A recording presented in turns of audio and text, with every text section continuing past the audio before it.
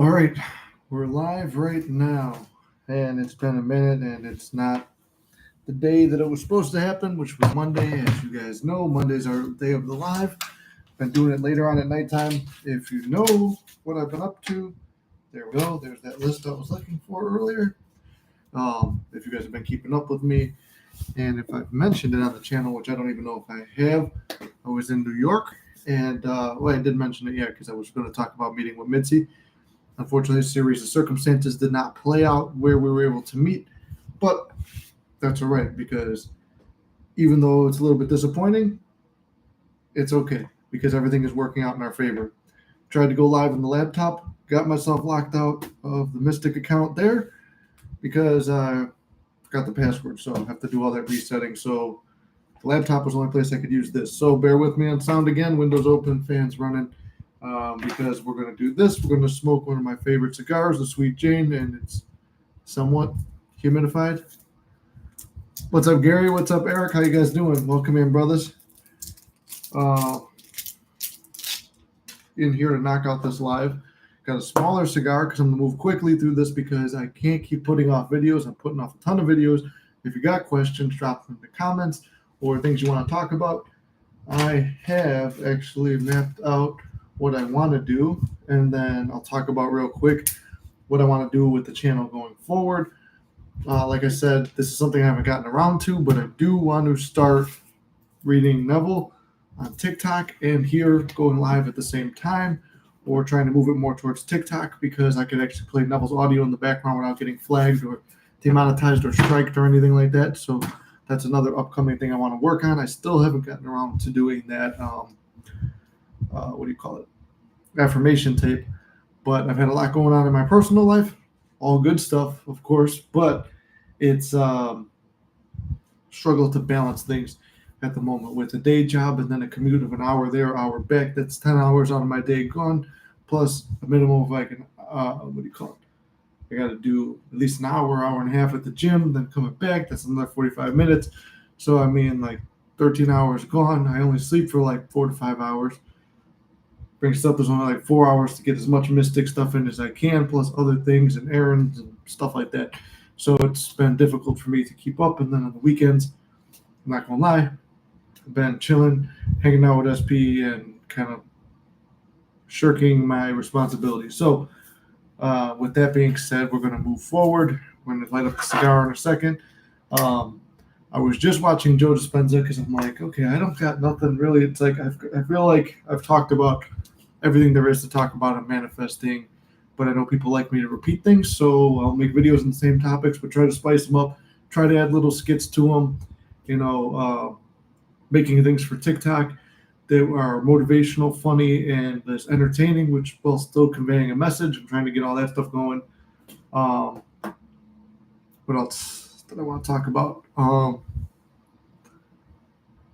If you guys want to, I might as well say this while we're still within the first 3 minutes. If you are looking to get coaching, I'm still having a sale on it.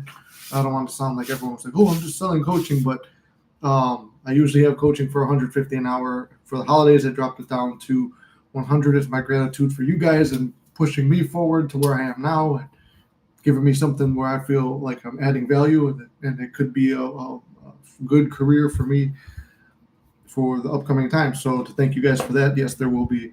My coaching is discounted right now from $150 an hour to $100. So I'm going to run that throughout the holidays and then New Year's and stuff like that, probably in January, switch it back. So that's just knock that out. Like I said, I want to do that affirmation, robotic affirmation tape still, but I was watching Joe Dispenza to kind of get my mind right and, maybe give me some jumping off points or something for the live. And I never really remembered the statistic, but I thought it was very interesting, and it's something I wanted to go over. The statistic is 50% of our memories that we remember are incorrect. And like Joe Dispenza said, we are often reliving false memories, so we're torturing ourselves with false memories. And without further ado, we'll light this up. We could be remembering things wrong, and the body reacts the same way to a memory that it does to a current situation where you might be in a fight or flight mood. So that's creating a feeling state where you're just constantly in this memory and you're feeling the memory and you're experiencing it in your head. So people who are traumatized by a certain thing, they're going to keep going back. So whether it's a breakup or a loss of a job or something where you felt unworthy, you're now holding that and you're replaying it, and you're always in that mood and that feeling state of not being worthy, not being chosen, blah, blah, blah, whatever it is. We're, like you said, we're reliving something that's false. It's what we've got in our head that we're just going to keep replaying that. And it's a form of robotic affirmations, but through feelings, because we're stuck in that feeling state. And if we can't break free, then whatever caused that now has control of our lives. So I thought that was a very interesting topic to jump off on, because it's what I've seen too. It's something I've struggled with, conquered, struggled with again. And that's one of the reasons why I talk about enjoying the content of Lindell Warden, who was one of Neville's students. He's an older gentleman who makes videos on YouTube as well. And he was one of Neville's students, and he talks about forgetting the law for a while, slacking off on it, and losing your way, but then finding your way back again. You're always getting back to the law. So I thought that was interesting too. So I had a couple ideas. I'm like, I just need kind of a jumping off point, and then obviously answering questions as we always do, talking through anybody who needs to do a little bit of coaching. If you can't afford coaching, we do it here, and it's going to be a quick live. So if you got your questions, rattle them off. I'm trying to stay on for less than an hour today because I do want to get the videos done. It's very important to me, and I'm going to try and find a way to use this microphone.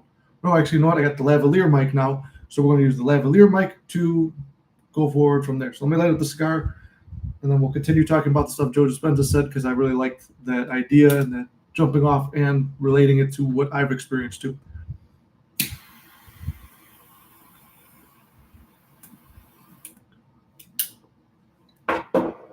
One of my favorite brands, Sweet Jane by Deadwood, Drew Estates. What's up, H? How you doing, brother? Yes, I'm traumatized by a breakup. How can we release those feelings? Well, it's going to sound... what's up, Rocky? How you doing, brother? Yeah, and it's a great topic, too. Releasing old stories can be a challenge. Yes, and you guys have seen me struggle with releasing the old story, but you really don't have a choice. If you don't release the old story, you are going to be stuck in it. So there's a saying that my dad used to say this saying all the time. He's like, it wasn't manifesting related, but it is manifesting related. He didn't say it to me in a manifesting way, but it relates to it. He said, when someone's bothering you, they're taking up space in your head rent free. And now let me jump that over to what Joe Dispenza was just saying on the show I was watching. He was saying that because you are traumatized by something, whether it be a breakup, getting fired, somebody making you not feel valuable, what has happened now is they control your reality. They control and dictate how you feel because you've given them permission. And it's going to sound like corny and cheesy that, oh yeah, just take it back, and it's easier said than done. But it is as simple as that. Take back your power.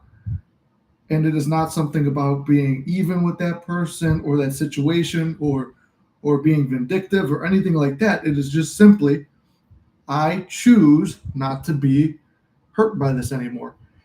And like I said, it sounds easier said than done. But I want to go back to the thing that he said too, the statistic that he brought up. Joe says that what we remember, roughly 50% of our memories are incorrect. We are remembering falsely we're just remembering falsely. It's not, so we're often being tortured by something that we've created. And now the way I'm interpreting that, and from what I've experienced too, it's like there's been so many times where people are like, no, that's not how that happened. I'm like, no, I'm 100% sure that's how it happened. Now this is different personalities or different people's perspectives on the same thing. Like I said, when you change your perspective and your focus, your world changes. So multiple people could have experienced the same event. Let's say you went through something traumatic with a group of people. Each person's walking around with a different story from how that one person may have come out stronger. One person may have been traumatized and weakened and destroyed from it. Another person unfazed and unbothered by it. It was just something that happened. And, whatever. I don't know how many people are in the group, but, we go through that, right? Everyone has a different take on it. And this is when Joe Dispenza talks about uh, your personality creating your personal reality. And like you said, when you let a circumstance dictate how you're feeling, now your personal reality is dictating your personality, which is changing you in turn. And I did do a video on this one a while back, a long time ago, where I talked about Brendan Fraser and what he went through and how he was one of my heroes and icons for myself growing up and wanting to be an actor and things like that. But if you look into his story, he went through a whole bunch of stuff, messy divorce, losing his career, getting blacklisted from Hollywood, all that stuff. But he's still, I don't know the guy personally, but what you see is like he's a very personable, likable guy. He's not arrogant. He's not a cocksucker like a lot of those people in Hollywood. And he's out there not changing who he is, despite having every reason to be an asshole, to be vindictive, to get back at his ex, to get back at the world. Why did they do this to me? But he doesn't do it because he never lost himself. He didn't let that circumstance change his personal reality. Let's see.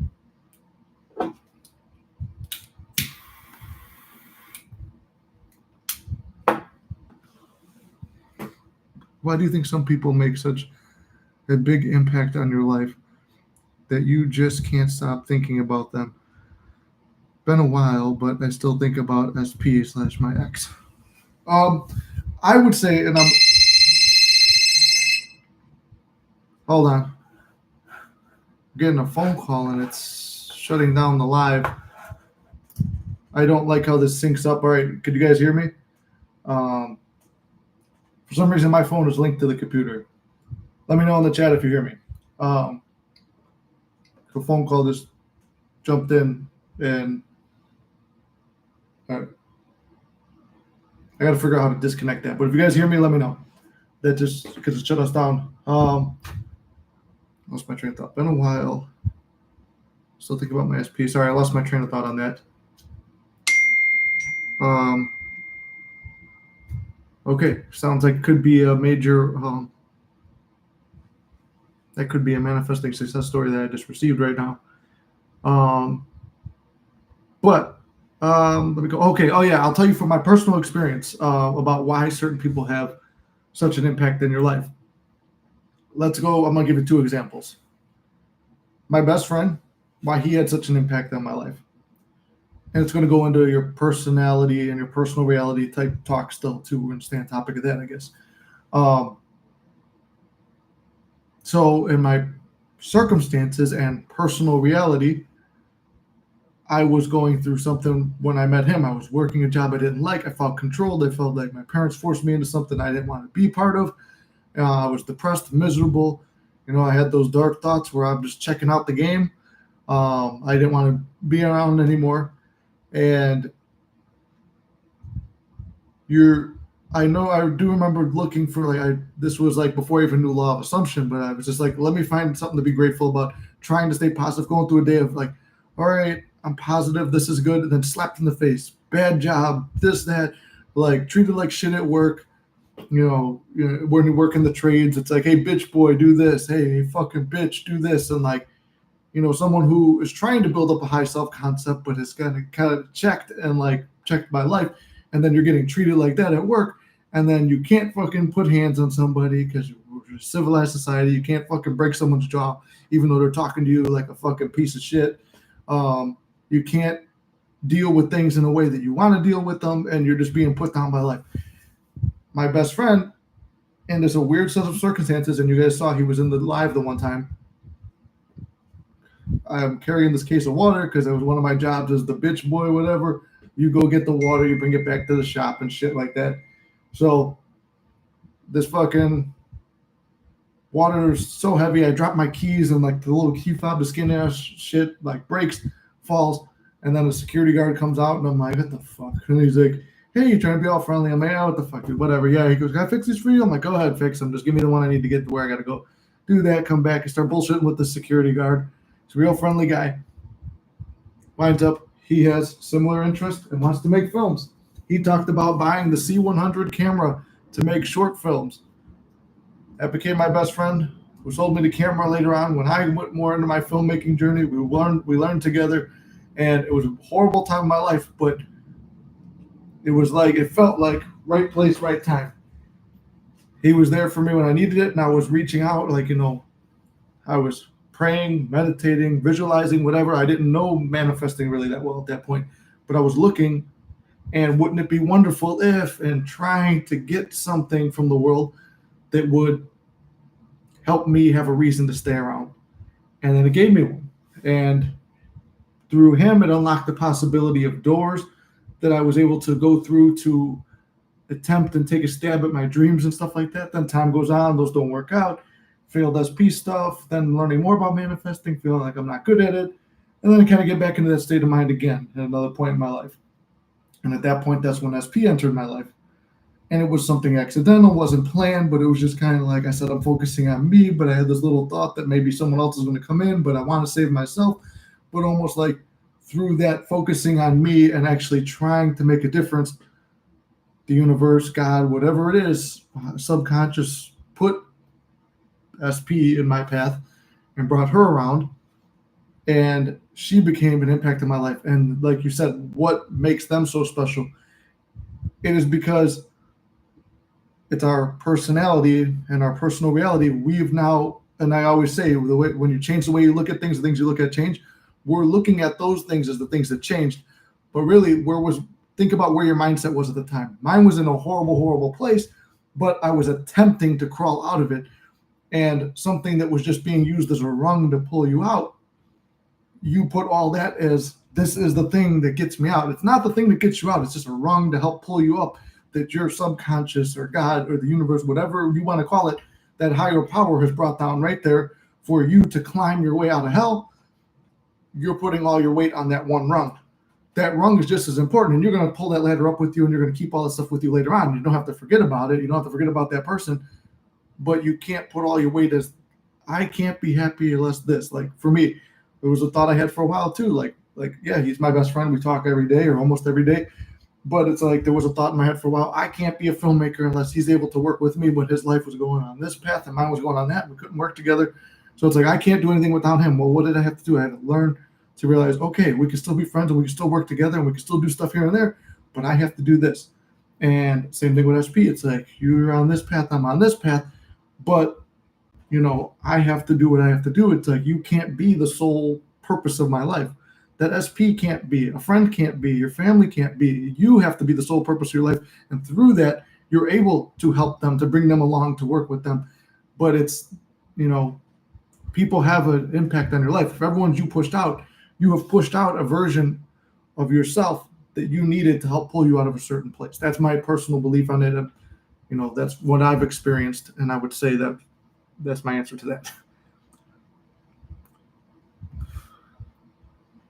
Sometimes fantasize about her, but then I'm like, all love making someone else will be doing with her. So yeah, that's one of the things you have to do, is you let go of that resentment and forgive them. And like I said before, the Bible has a lot of things in it that it's like Neville said, it's a great manifesting what do you call it? Guidebook, stuff like that. Forgive them, they know not what they do. How would people know not what they do if they're seeming like to deliberately do something, but when you approach it with everyone as you pushed out, an aspect of yourself is expecting to be treated that way and not feeling worthy enough and creating that in a certain way. Now, you can't beat yourself up. This is a fine line, and I don't like talking on the subject, but it's something I had to face too. Yes, you have created this somewhere with either deliberately thinking a certain thing or feeling unworthy, and then a certain circumstance that you didn't necessarily pick out or foresee coming has come in to fill the void or to fill in that part of your mind that you want to put in that certain situation. So like I said, it's a very fine line. You can't beat the shit out of yourself and feel horrible that a certain situation was created. Just knowing, though, the fact that it can accidentally be created, then why the fuck can it not be uncreated through conscious manifesting? So there's my take on that. Can I ask, are you manifesting SP or those thoughts you're having? He is manifesting an SP.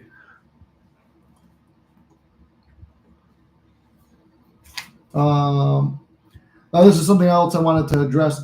I don't know if the person is here in the chat, but you sent me an email for coaching, and hopefully you've stayed 20 minutes into the thing, or you're here now. But if you sent me an email on coaching, one of your questions that you had on coaching. Still waiting to hear back on you if you want to do a session. And once again, I'll remind everybody they're on sale, 100 instead of 150. But if you can't afford it, that's what this is for. So that's why I thought this would be a very good question to bring up for other people if they're also struggling. How do you know if you're living in the end the right way? And the answer to that is, what's my little note that I put? Oh, okay, yeah. So one of the ways to know that this isn't know you're living in the end, but here's how you do it. And it sounds simple. And like I'm trying to find other ways to phrase all this too, just in case people are getting tripped up. I always try to break it down in the most, blue collar layman terms, like where all of us could understand it. And I'm not coming at you from high class, high society talking. I'm just giving it to you the way I understand it and what I've dealt with it. So, living in the end and dealing with it. Actually, no, this is a comment from the comment section. This is not the one from the coaching, but the coaching one runs along the same lines. But how do you deal with the 3D world while you're manifesting something and living in the end, right? So it's like you're dating this person, but this person, like you just said, they're getting their back blown out by somebody else and it bothers the fuck out of you. How do you go on with your life knowing that?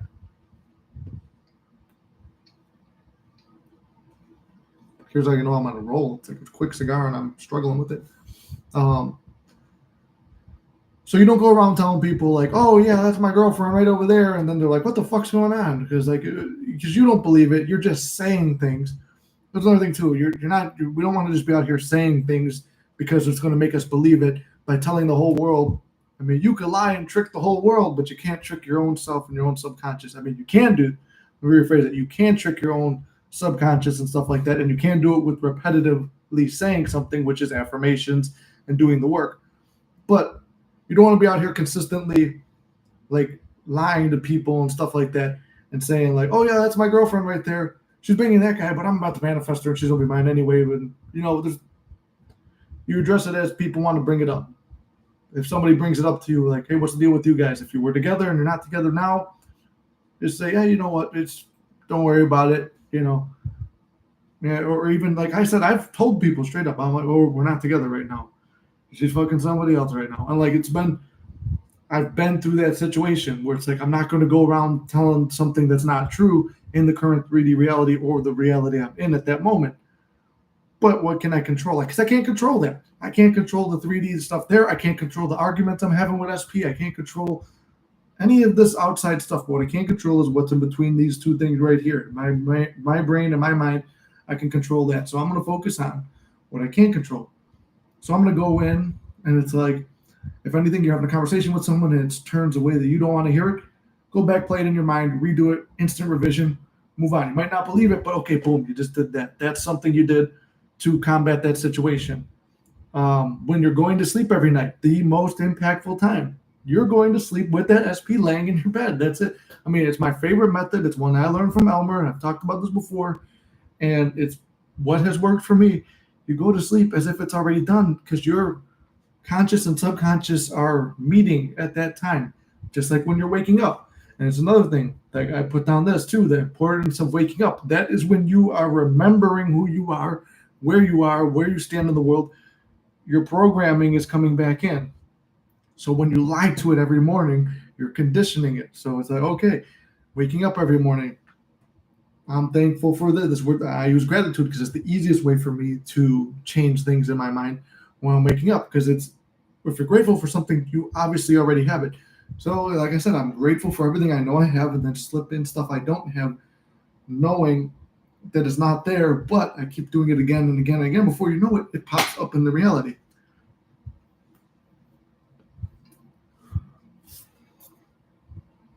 All right, that didn't work.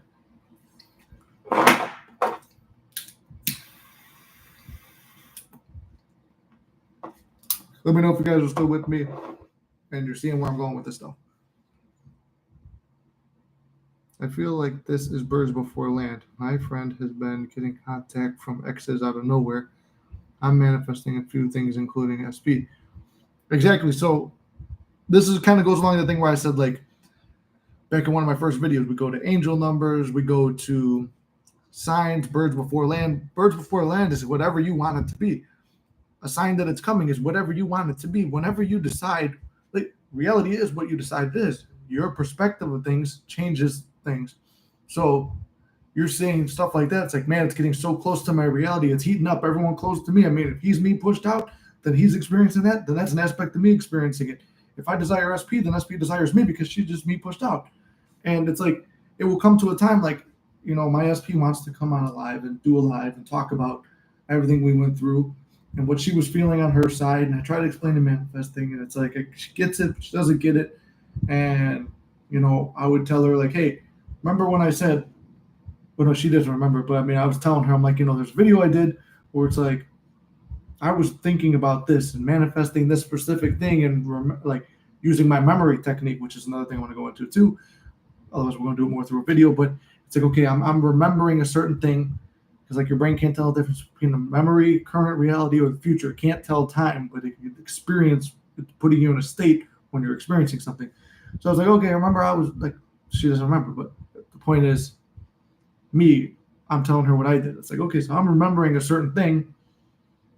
And then I find out through your friend that you've been talking about that same certain thing around the same time when I run into your friend around the same time. So it's like, okay, what I'm envisioning, it's like, and then this particular friend of all her friends, like this particular one is the one hyping me up to her, that I only met her one time. And they talk about me frequently, and I find out they talk about me frequently. But then same thing, and like I said, you can't like, I would say, well, what made you come back? Well, I just wanted to come back. I chose to do this. And it's like, that's one of the things consistent with other people who've brought SPs onto the shows, where it's like their SP is thinking and feeling whatever they were imagining at the time. But from her point of view, she's thinking and doing all this stuff at the same time, and I'm reflecting it, which just means what came first, the chicken or the egg? Did I do it first or did she do it first? Was she manifesting me or was I manifesting her? Though in your reality, it might not seem that way because you've got obstacles like third parties and other bullshit like that popping up. But it's crazy, and it's like sometimes when you want to get into the nitty gritty of it like that, it's too much at times where it's like certain questions. I mean, they don't matter. Like that particular one, what are they feeling? Does it fucking matter? If you're living in the end, what were they feeling when we weren't together? That doesn't matter. What matters is we're together now. And in my opinion, it's something I hinged on too, but when you break it down, it's stupid and doesn't matter. The success is what matters. The end is what matters. And I'm never going to say, oh, this is a stupid question, don't ask it, because chances are, whatever you're wondering, whether it seems stupid or not, I've wondered it too, and I've played with that same idea, and I've struggled with it too. Like, I'm going to go out here and I'm going to tell you everything I went through in certain situations and where I fucked up, and I'll tell you what it took for me, and no matter how many times I had to keep getting punched in the head by life. Nope. You know how to manifest. What are you doing? So I had to, deal with the same situations you guys are going through. Every single one of you in here, I've heard your stories through the lives or through sessions. I've been in the same boat as all of you, and I've experienced every single thing you could experience with the person, and it even come down to the part of forgiveness. Because if we are shifting realities, and there's infinite versions of SP, and there's infinite versions of us, and that's everyone as you pushed out, and you're selecting that version of them that you want, then why the fuck does it matter what a version you don't want did? Leave that fucking version behind. And that's not just SP, that's family, friends, work, whatever.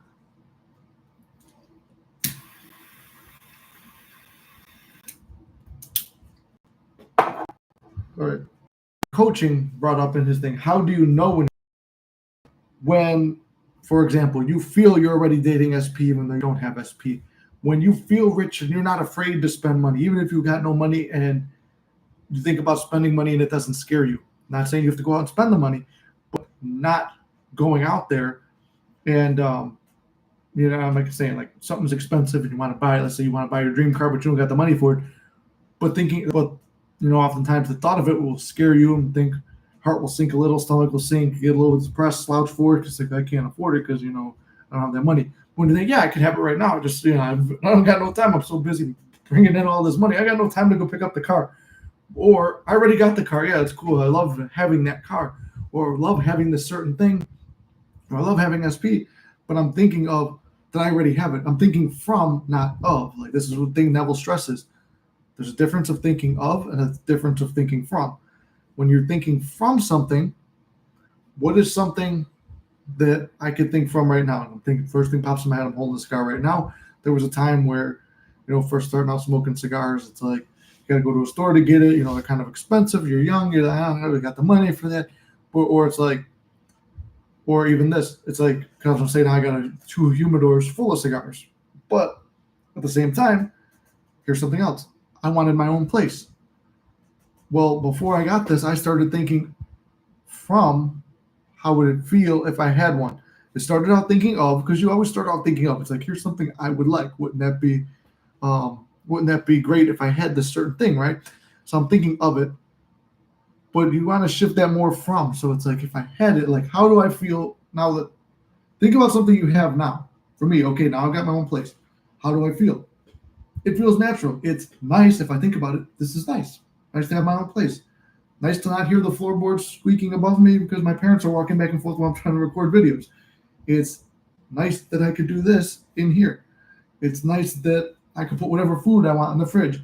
I could put the really sugary drinks in the fridge without my mom getting mad like when I was a kid. It's like you could do whatever you want now, but it's like, it's nice, but I'm not thinking about it 24/7 that I'm so thankful I got my own place. I'm so thankful I got my own place. And I'm not affirming for it all day. I'm not playing around in that idea. If you're thinking from it, you already have it. You're not worried about it. If I'm already a millionaire, let's just go 3D world. I'm not. But I think from it all the time. If I want to spend money, I spend money. And, sometimes it goes on the credit card. And it's like, okay, if I want to go do this, I go do it. If I want to feel abundant, and then all of a sudden, like you guys know my stories, I'm finding tons of money on the ground. I will, people give me gifts of money. If I'm a little bit short on something and I'm not getting clients, all of a sudden I'll get a wave of clients, which is like, you guys know, this is not my main thing. I have a day job. I guess I would like to do this, but when I want to start, I started to switch whenever this is one of my guilty things right now. And let me be honest again, I jump in and out of like the mentality of like, I'm doing this full time and I'm not. When I start thinking from that, oh yeah, I'm a manifesting coach. I'm the motherfucking mystic. Here, I've shown people my phone case. Yeah, I'm the mystic. Oh yeah, I'm wearing the hat. Yeah, there's my brand. Or show people the page. Or I start coaching someone I run into on the street or something like that. I'm giving them little bits of advice. Yeah, I'm the mystic manifester. And then all of a sudden, I'm getting more clients. All of a sudden, clients will come out of nowhere. Like I'll have like a dry spell, no clients. Then boom, all of a sudden clients come because I'm in that frame. But then the second you fall back, you lose. You lose that frame of mind. And then you go right back to I'm just a guy who works a day job and then I kind of make videos here and there and that's it. So thinking from something, even if you don't have it, it's wondering how it's like to have that. Not wondering, but feeling it. If you have SP, you're not going to be like, I'm so thankful I got SP. I'm so thankful. Like my SP, man, things are better than they've ever been now. And it wasn't even, and you guys saw me. I said, I'm looking around, I'm seeing what's out there, but I'm focused on the channel. And then you see my fear manifested too. Like I said, fear is a powerful manifest. I was afraid if she came back around, it's going to distract me too much.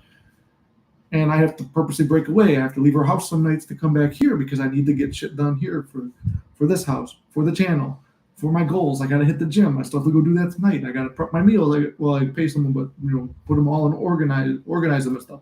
Do my laundry. Like there's shit I got to do where I break away from SP, but I had a fear that if I was with SP, things are going to be like that. So I manifested a fear. And things have been better than ever, but you guys saw me. It was not a big deal. So now it's like whenever I think about it, it's like, yeah. And I was at that same point before too. Like when I'm doing this channel, I'm like, yeah, I know she wants me, and I know it's gonna be like she really wants me around, but I gotta focus on this. Like, so now I'm thinking from that before it was even there, and now it's there. That's what I'm saying. You're thinking from it, not of it.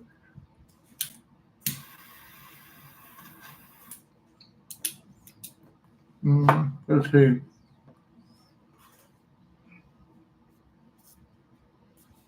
Good start to the live so far. Well, thank you, Eric. Yeah, I'm hoping this is helpful. I see we're going down. Or somebody pop back in. We don't got many viewers, so I'm trying to just run through everything real quick. Like I said, I want to keep this under 1 hour because I want to get other videos and I want to get the gym done and I still want to get a couple hours of sleep before I got to go to fucking work tomorrow. So let's go from there. Oh, also, I keep trying to launch the Discord. Think it's a fair price, not too expensive, not. It's let's see, I gotta go back and look. I think it's like $8. I don't know why it taxed an extra $3.50, so I kept dropping the price.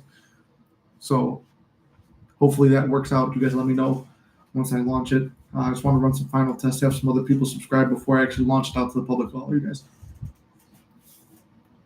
You know, I'm picky with that. Like, even when it came to merch and stuff like that, I wouldn't put anything out that I didn't buy already first.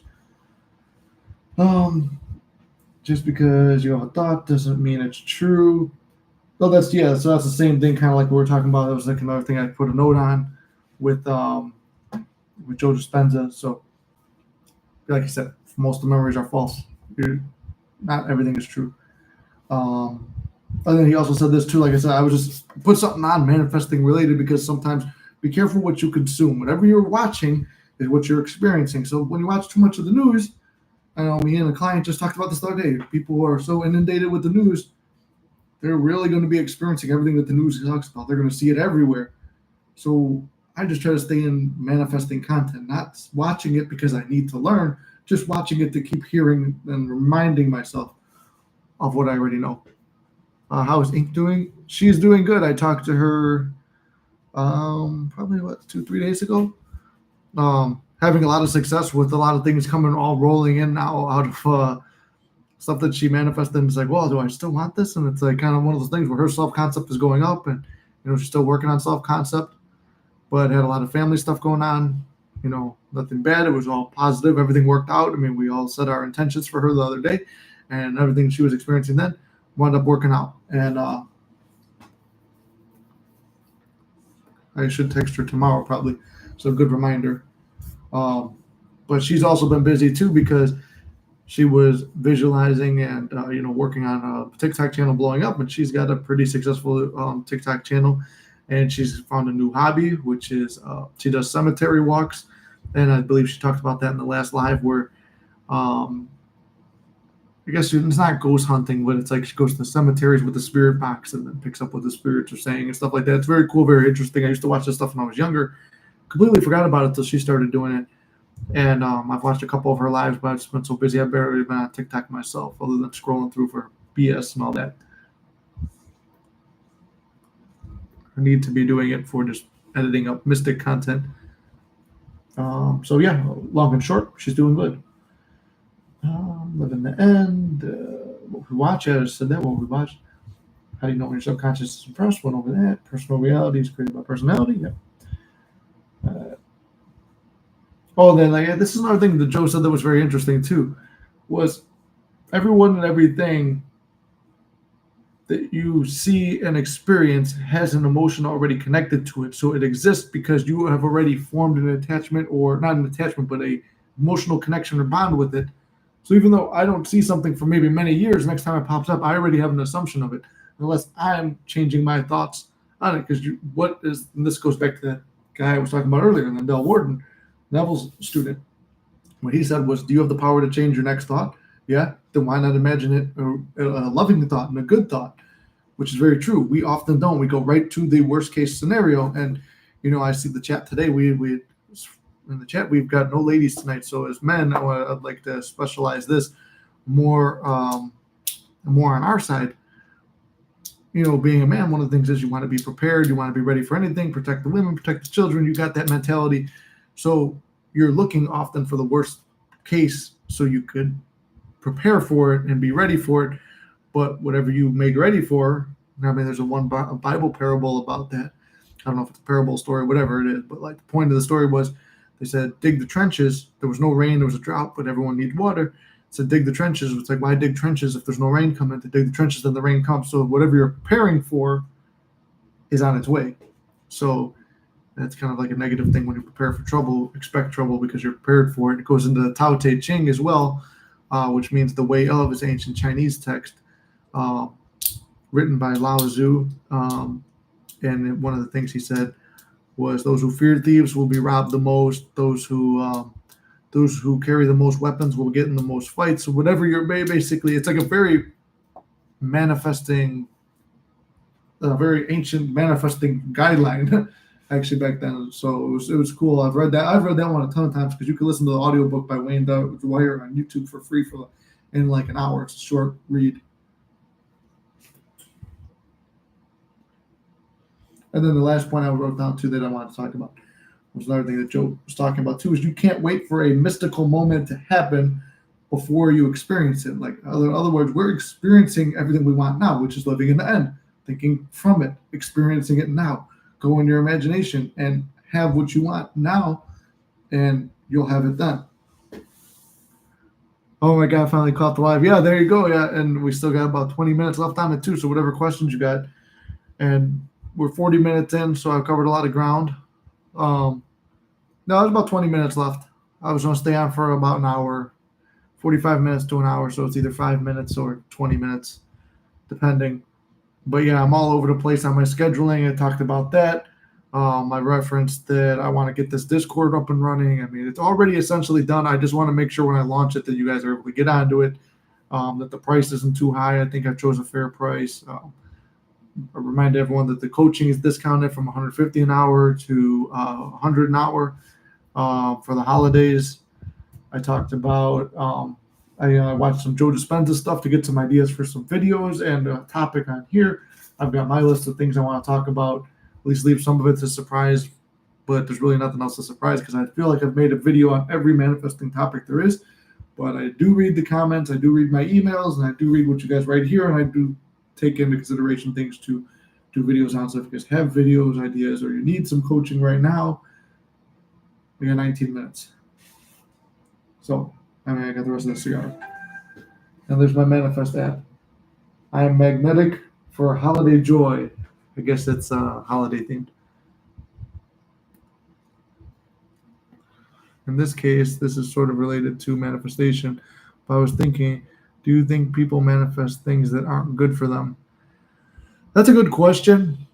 But like I said, this goes back into your perception. The way you perceive things is how you're going to experience it, how you're going to experience them. Even horrible things can be good things when you change the way you look at them. And I made a reference to this earlier in the chat about, you know, a group of people might go through the same traumatic event, right? And each one takes away something different. One person becomes really strong and like resilient towards whatever that event was, and they take out a certain thing. Okay, let's go with a breakup. You say you got a certain amount of people go through a breakup, which is a common theme in this manifesting community. It's what everybody always wants to talk about. So let's see, get some people go through a breakup. One guy goes through this breakup, he becomes super red pill, and he takes away that all women are bad, and he's never going to get hurt again, and they're all out to play him, and they're all hoes. Okay, woman goes through that breakup too, and she comes out really, I remember thinking about this term, I heard it from Yup Yup. And Yup Yup, if you're out there, we got to hear from you already. But she goes extremely pink pill, which is the term I heard from Yup Yup, which would mean like hoe around, do whatever you want, fuck all these guys, like they ain't shit, blah, blah, blah. You get another person who becomes so hurt and they're shelled up and they never have another relationship again. You get, you know, like whatever else. I don't want to circle too far off the question, but the question is like, is it sometimes things are bad for us? It's whatever you perceive it to be. If you perceive it as you're encountering this challenge or you're manifesting something to learn a lesson from it, okay, then that's why you went through that experience. Or if it's to teach you how to manifest, which in my case, it unlocked all kinds of doors because me learning to manifest my ISP, which could be perceived by some people as bad. And it is perceived by some people as bad that I manifested her back because people in my reality don't think she's good for me. But in my reality, I think she's good for me. And I like the way things are going. So everybody's going to have a different take on something. So even though everyone is you pushed out, you have to look at how you're going to take something into consideration. I've manifested the major pay rises for the last 6 months, stronger and amazing physique, improved kickboxing. I would say these are good things. 2 major pay rises. Yeah, so somebody could take that as like more money, more problems. Okay, so you're making more money because you got a pay raise. Somebody might take that as a bad thing if it's a thing. And like I said, you could find a negative way to spin anything. You manifest that feedback. Well, now that's just a whole burden, and now I have to deal with a relationship and stuff like that. Or this person has done this to me in the past, so I'm gonna. If you're dealing with something from the past, this is also kind of a thing I talked about earlier too. Like if you're manifesting a person, the person comes back. Are they bad for you? Well, how do you perceive it? Once again, we go into that. If you're holding on to the old story and you're holding on to resentment and you're expecting and preparing for something bad to happen again, then yes, it's a bad thing because then you didn't really change yourself and your self-concept to be unwavering, unfearful, and truly embracing change, you also manifested back a version of them that appears to be changed but didn't change. Now I've done that too, because I couldn't hold a steady picture of what I wanted. Now this is in terms of SP, which I kind of feel like that question is more gauged towards. Could be like that, but also could be towards things. Gary listed off things that are good for him in his reality. In somebody else's reality, they might say, like he said, stronger physique. But how'd you phrase it? Yeah, stronger and amazing physique. Some people might say, well, I prefer to have a dad bod because more women like dad bods. Like, I mean, it's weird, but like somebody could find a way to take a positive thing and shit on it. We know so many people in this world that take positive things and they shit on them because it makes them feel better about how they are or whatever situation they're in, or for whatever reason, they're just got that mentality that they could easily turn everything into negative. And I think we all are naturally kind of programmed like that. But the art form we're all practicing here is turning everything into a good thing. So whether you choose to stay with that thing or that person or whatever it is, you're deciding if it's good or bad for you. I'm not saying to make the argument that it's good for you. If you choose it's bad for you, okay, well, you learned, you manifested it, and it's like, okay, I don't really want this anymore. If it's in terms of SP, I think I could do better. That just means you have a higher self-concept and you can move the fuck on from it because you don't need it anymore, but you took the lesson out of it that you needed. I would say if you're manifesting certain things are bad, then may be related to self-concept. And then perfect timing too. Gary says that right about self-concept. Yeah. So it's like if you want something else different, it's like your self-concept maybe is elevated past, okay, at one point this SP or this particular thing was the biggest thing in the world to me.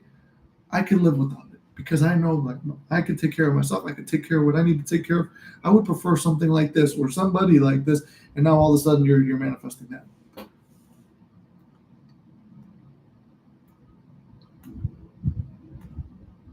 I always wondered if this is our world, how am I able to perceive you living your own life?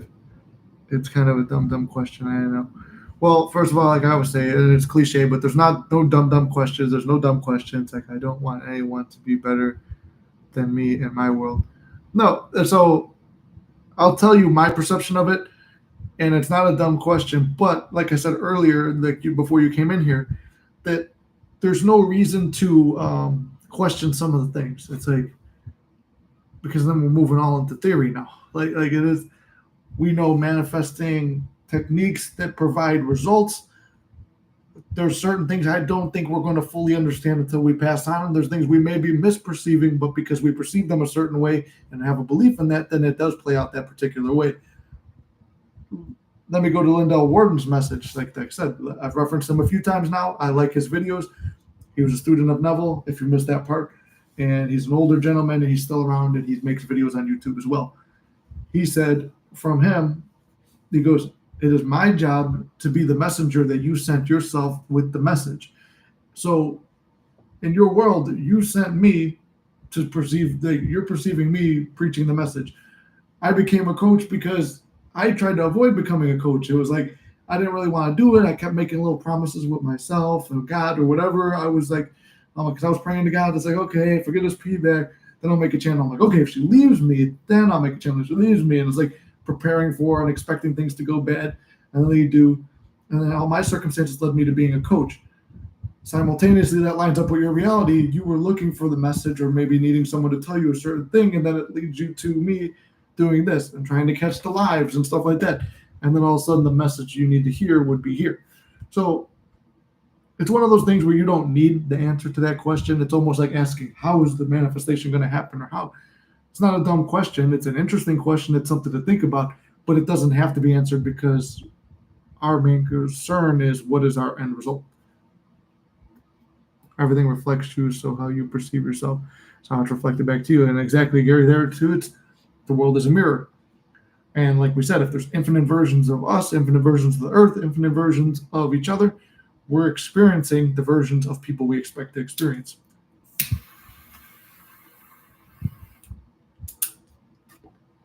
But yes, no dumb questions. I have thought about that same question before. I've taken it into meditation. I've tried to understand it. At the end of the day, you don't really what's it called? At the end of the day, you don't really need to know the reason. You just need to know that manifesting works and that your beliefs create and that you have the power and this is your reality. In a way, asking that question is looking for a reason and almost using an affirmation to tell yourself that you aren't the operant power. In a way, it's in a deep subconscious way, almost looking for a reason that you're not going to run your reality. Not gonna lie, I missed like the lives for like 5 weeks in a row. And just happened to get on YouTube and see you on top of my YouTube recommended. Well, see, it worked out because I was going to go live last night. And I usually try to go on Monday mornings. And my schedule's been bouncing around for about 5 weeks now. And I've been all over the place and not making as many videos. So in a way, possibly this whole manifested thing was in your reality created by you. And like there's this it's cliche, not cliche, but like a classic speech that Jim Carrey gave a long time ago. I didn't fully understand it until like I started getting more into this, where he's like, he calls all two girls in the back of the auditorium where he was lecturing, and he's like, and he was talking law of attraction. He's more law of attraction than law of assumption, because do you believe that your intentions created this as much as her intentions created this? And then jokes about like one of them having a better seat or whatever. But it's like, yeah, in that reality, it's like everybody winds up like it's like a mutually agreed upon thing, or everything. That's why I always say like everything is happening in your favor and it's all working out in your favor and everything's unfolding the right way, because we always seem to be right where we need to be when we need to be there. Like I was in New York and I wanted to meet up with Mitzi, and it was something we were talking about, but I did have a fear that something was going to happen where we weren't going to be able to meet. I don't know if she also had it too, but I was just like, oh, how are we going to do this? And then what's it called? I didn't really know what was going to happen, and I did have a fear. So it took an hour and a half to fly from Chicago to New York, and the hotel should have been like 30, 40 minutes away. It took 3 hours to get there, which caused me and SP to oversleep, which caused no meetup with Mitzi. And it's like, well, how is this working out in our favor for something we wanted? Well, we also got to go back down to I was fearing that it wasn't going to happen. So Mitzi, if you're watching this, that was a little bit of a fear that we weren't actually going to get to meet up, because I'm thinking, oh, I fuck up this trip. I'm staying in the wrong part. I should have stayed here. The Uber prices, that got me fucked up on money manifestations too, and made the trip way more expensive too, because I started fearing, what if this goes up? And then everything kept getting more and more expensive. Things that were ridiculously expensive that didn't need to be, like certain Uber rides and stuff like that. Now I remember why I asked this. Sammy made a video where someone asked if someone else is manifesting my celebrity SP, who gets them? Okay, so I always teach off my experiences and what I've gone through and stuff like that. I've never tried to manifest an SP who's a celebrity. I have thought of it, not from it already being done. Dabbled in it, never really, focused on it. My SP would always come back around, and it's like I kind of got my history, and I feel like there's my draw to that. So I've never done that. But theoretically, based on everyone that you pushed out, you will never know what happens when in the reality where that other person receives that celebrity SP and you don't. You will only understand and realize your reality where you have that SP who is a celebrity and things like that. And we do have Oysta on here who did manifest a celebrity. I haven't seen her on live in a couple weeks, but she does reference often, and even sent me. I mean, we had talked about it before. I know who. It's not. I mean, I don't know particularly who that celebrity is, but I do know that you could look him up and see who he is. But I'm not going to say it. But she had manifested a celebrity before too. So it can be done. Nothing is impossible. There's no limits. Just from my own personal experience, I haven't. And this thing is, you're never going to know the reality where the other person won and you lost unless you're really focused on that. And then the danger of questions like that, in my opinion, is you're almost in a way you're trying to hedge your bet. Okay, am I really the operant power? Or what if this other person can manifest me? Or what if they can beat me at manifesting? And now it's a competition. There's somebody else, another player in the game has invaded your virtual reality, and they could come in and steal your manifestation from you. You're in a subconscious way kind of creating that reality. And that's the way I perceive it. So it's like I personally try not to ask questions like that, but I like to I almost sound like a jerk off when I say it. Like I am a deep thinker, but I do call it a deep thinker as a positive phrasing for it, versus it's a positive phrasing versus saying overthinker. But you call it whatever you want.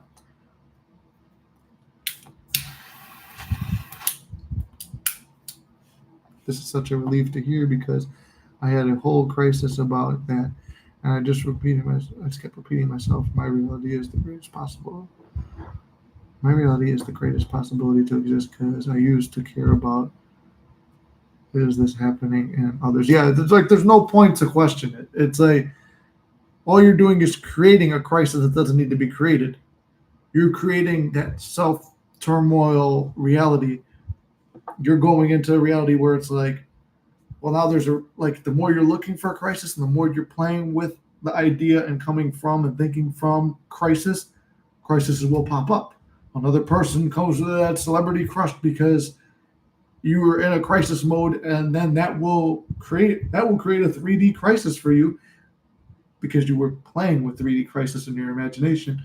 Now there's a 3D crisis in the reality because God wants to give you what you're imagining. So your subconscious, God, the universe. I always say I change up the terms because I know not everybody here is Bible people. So and all of them are representative of the same idea, but same point is, what do you call it? You're going to get, it's like a genie too. Whatever you ask for, you will get it. So if you're focused on crisis, you get crisis. If you're focused on failure, you get failure. If you're focused on success, you get success. I try to think of it as a video game at this point because, like, who cares what is happening in your friend's play through Red Dead Redemption except your friend. Let me reread that for a second. I just thought about something else. I try to think of it as a video game at this point because it's like, who cares what is happening in your friend's playthrough of Red Dead Redemption except your friend. Exactly. Yeah, sorry, I misread that for a second. Brain farted. But no, that's true. If they want to play a low honor game of Red Dead Redemption, then that's their business. But I want to play the high honor and get the good ending to the game. Gary says respawn. Yeah, exactly. It's like you're playing the game you want to play and playing it your way. What other people do when you take what they're saying into your thought process and you start going through it, you have now given them permission to take up space in your head rent free, like I referenced earlier. You are now letting them control your reality versus you controlling it. You have now handed the control to your friend to play the game for you, or to your enemy to play the game for you. Whoever you want to give the controller to, you do it. Like, personally, I've got somebody in my reality right now. Like, I say it's a fucking cocksucker boss. That's my fucking assumption of them. Hard for me to change it. And it's like, instead of changing it, change part of it. If I can't change how I see you because I think you're a fucking nut job and a piece of shit, then I don't need to change that. I just need to change. You don't want nothing to do with me. You want to be away from me. You don't want to, like, you got like a fear of me, whatever it is, where I don't have to encounter you no more. Or there's some kind of miraculous thing that steps in the way and keeps you away from me. And it's pretty much been working that way. And there's some days where it will relapse a little bit when I start getting angry. It's like, but me holding anger, resentment, and pain towards someone else is them taking space up in my head, rent free. Is them controlling my reality. And is me drinking poison hoping they get sick. That's another one of my dad's lines. When you're mad at somebody else, it's like you drinking poison and hoping they get sick. So you don't want to, like, give the enemy or your friend or your family or anybody your remote. This is your world. Play the game how you want to play the game. Set the rules you want to play by. And obviously, like I said, living in the end and doing all this properly doesn't mean you're an asshole or playing it like the other players don't exist or they're not in the game, but or saying things that are straight up delusional at the moment in the 3D. You just go in the 4D and you be as delusional as you want, but also know you got to play the 3D out here like a little spy. You're playing this character out here, but you're feeling the real story on the inside. And that's brought us up to about an hour. So I want to wrap this up. I'll finish up this cigar. And hey, there she is. Oyster. Look at that. I manifested you. I did actually just mention you. We had, I don't know if I'm going to say your name wrong. Sayana. Like, I've seen you in the comments before, but I've never actually tried to pronounce your name. Speaking of the Rio, really? Yeah, we were really just talking about you because Sayana was talking about manifesting a celebrity crush, and if you're manifesting a celebrity crush. If someone else is, then who gets them? And like I said, you'll never know about the reality where that other person has them, because that's their reality. That's that story. There's infinite possibilities, infinite realities. You're only going to experience the one where you had it. And I said, well, we have someone who comes in here regularly. And I'm like, you know what? I haven't seen her in a couple weeks, but I pictured your name and your little like blue icon, stuff like that. So I guess I accidentally manifested you in, but it's a good thing you're here. And I said that I know she's manifested a celebrity before too. I'm like, I won't name the name. I don't personally know that celebrity, but I know that it's someone you could look up. But I won't say who it is because I'll be honest, I forgot the name too. But you showed me pictures. That's a real famous person, and you manifested him. So those are easy. Think about it like that's why I think about smelling. Think about it like that's why I think about smelling someone else's fart. Well, that's his name, Eric Bennett. Yeah, I was gonna say I don't remember it, but I picture his face in the headshot you sent me, but I didn't remember his name.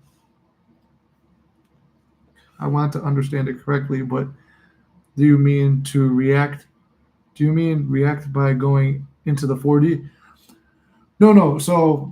Um, so there's the example I was given earlier about this particular event would be, all right, we're manifesting. Okay, so I use the next manifesting next thing, right?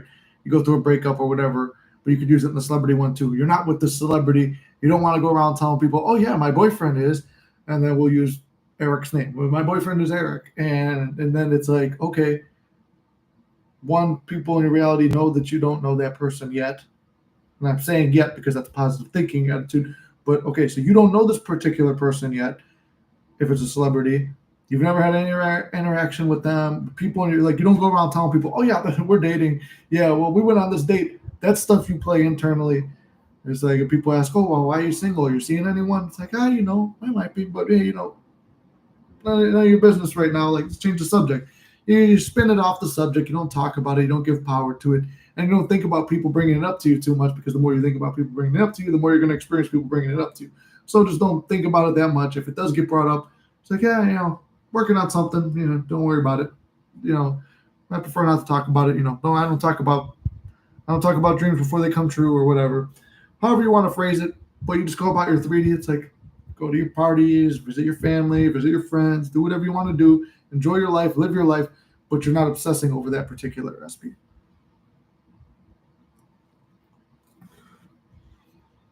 And why would you want to smell someone else's fart? That is so wild, because I have been wanting to catch your live since the first time I came to watch. Proof what you seek is seeking you. Exactly. And like I said, I wasn't even going to go live. And then Gary did send me a message. He goes, are you going live? And I was like, I know I said I was going live today. I was supposed to yesterday, but as my schedule's been crazy, I'm like, I have to limit it to an hour, already 3 minutes over an hour, because I have to film the videos for the week. I still have to get to the gym, and I got to get a couple hours before I got to go back to work. So I'm going to be wrapping it up in a second. But yeah, and then you got to come in and ask everything you wanted to do. And then specifically, like I said, I don't like to speak on things I haven't personally done too much. Specifically, the one person who I know who has done this specific thing happens to come into the chat, and I haven't seen her in weeks either.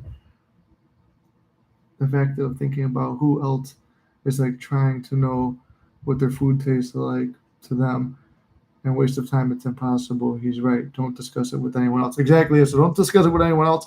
And like Oyster's saying too, it's the same thing that I was saying. There's no point to worry about anybody else who's contending with you, because that's like, if this is your video game or your virtual reality, you're turning it into a multiplayer game when really it's a single player story mode. You're just going to play, and you're going to play the game by your rules, your way, experience and win your way. Worrying about them is bringing in a whole nother crisis, and you're creating a crisis. Like I said, you use the word crisis, and you're creating a crisis before it happens. So you're naturally going to get a crisis if you're looking for one. What you look for is looking for you. I worked as paparazzi, and my roommate lived in LA 11 years, and she looked at me all weird, like, you meet more celebrities than anyone I've ever known. I told her that's my energy I carry. There you go, because that's what you experience and what you want to experience. And I hate to do this though, because let's get some final closing comments in, because I do need to shut it down and get to do this other stuff. But I'm glad to see Oyster back in here. I'm glad For all the guys who were in here at the beginning, we had all the boys up in the beginning. Sayana, I'm glad you finally caught the live. I'm glad we got to discuss this. Gary's run out of cigars. This is my last favorite one like this, and I think I'll finish this one up and watch a little bit more like manifestation content, keep my mind in the zone before making these videos, and then I'll drink some water, get myself to the gym, hydrate up a little. I only have the good ones. Had to take another trip to Hong Kong. Well, there you go, and if I'm not mistaken, that's coming up too. My phone's getting blown up, and then I think I do have a success story that came in. I'll have to discuss that story in a second. But yeah, we're gonna wrap this up right now. I manifested obsession in my SP, and he said, "I can't stop thinking about you. Did you do something to me?" That's funny too, because I had another client like that, and she told me she's like, "Man, this guy is so obsessed. Like, she's like, it's almost too much." I'm like, "Well, that's why you gotta be careful what you wish for, because now it's too much. Like, you don't want to do too much, because careful what you wish for, you just might get it." Thing I just got here. I'd like to speak to a manager, please. Next time. I'm trying to get better at lining them all up, and I do want to launch the Discord this week. I tried to keep it like I said earlier. For some reason, they keep tacking a $3.50 onto it, and so I kept lowering the price. So I think now it comes out to like $8, and I think that's cheap enough where people could afford it, but not cheap enough where we're gonna get people in there who don't fucking care about manifesting and they just want to go somewhere and fuck around. Not saying anyone from here, but I'm talking about trolls and shit like that, because I don't know Discord too well. I know a lot of trolls will go on places like that, so it's like whatever. It's a way to deter that, but I'm hoping it's not too expensive because I would personally like to get everyone all of our regulars on there too, at least as a little community for us. And I did it like that too, so that way I don't have to moderate it myself or find a moderator to watch over who's in it and shit like that. It's just like trust that everybody who's already paid is part of what we're going through. We're all in the same boat. Nick is funny. I try to be. But as always, I love you guys. Thanks for tuning in. I'm trying to get everything more organized, but you see, I'm a procrastinator and a half. Negative assumption, but it's something that I'm dealing with. This fucking room's been messed up since you guys found me on the channel. Painted the wall. That was cool the one time. But with the holidays here and stuff like that, I'm all over the place. But I'm trying to keep everything on. He said everything, and he said everything in my visualization. That's the best feeling too. And that was another point too I was making earlier, that you can't wait for the mystical moment. That was like Joe Dispenza said, you can't wait for the mystical moment to have it. You have to experience it now. And boom, you did. And then there it is. But take all this as motivation, guys. I think it was a very powerful live, even though I didn't feel 100% going in. You guys pulled me up in the little notes, and Joe Dispenza and watching Lindell stuff earlier kind of got me all in the right mood and like gave me good topics, jumping off points. I think we covered a little bit of different stuff than we usually do. Take care, Nick. You take care as well, Gary. Also, I'd suggest never watching tarot. That's not truth. Wait, 5 minutes, please. No, I can do 2 more minutes because I'm already 8 minutes over. I'll do two more. I'll finish off the cigar. I'll try. Here it died. Look at what you manifested. Probably with a super chat. Okay, if you want. My love can be bought, I guess. I'll stay. You're already the master manifester. Yeah. I used to be addicted to tarot. Oh my God. Oh, please. Okay, I'll stay. We'll do 5 more.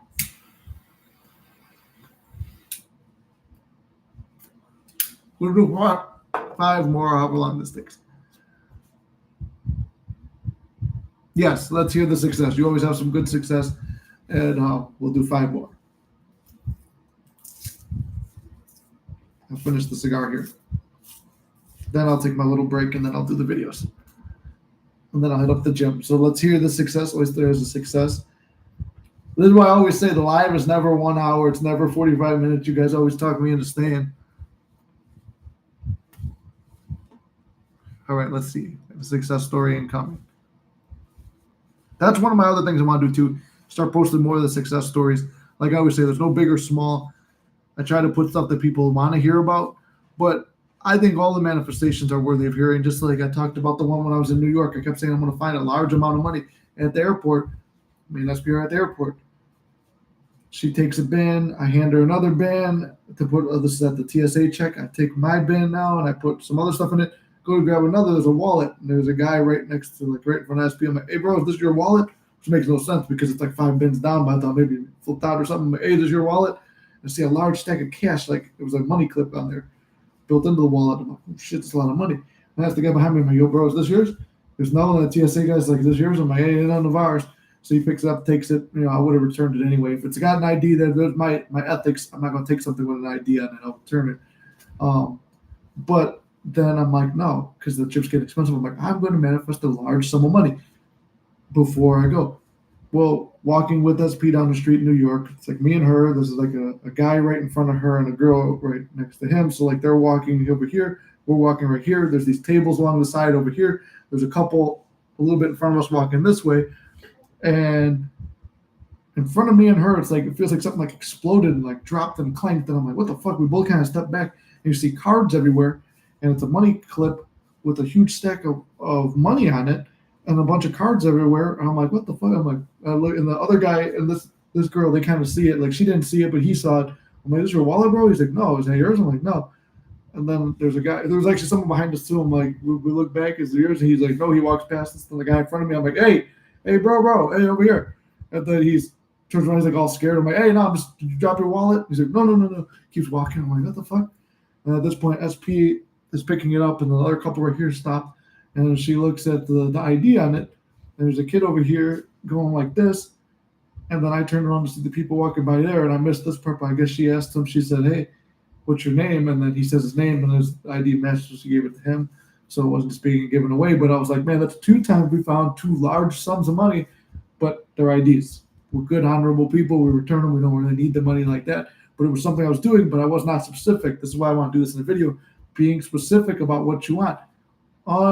Not unmarked money, but unclaimed money, just granted by the universe, not someone else's. All right, let's see. When I met with my SP, I said everything to him I said in my remote seduction. And I made a 6'4" muscle-bound hunk soil his pants by whispering what I said in my remote seduction. His voice got all high, and he said, you're going to make me, and then he did. I did absolutely nothing but repeat what I said in remote seduction. I love that. That's a good success story. You made a man mess his pants because remote seduction. That's one that I've kind of like gotten off of. Like I just haven't, not for any particular reason. I just haven't done it in a while, but it does work too. Remote seduction is a thing. Cool technique. I actually wound up like, instead of using internet things to satisfy urges, use remote seduction of SP, or which now there's pretty much any time I could just go to SP's house or she could come here, but no reason for that. Premature ejaculation. That's awesome.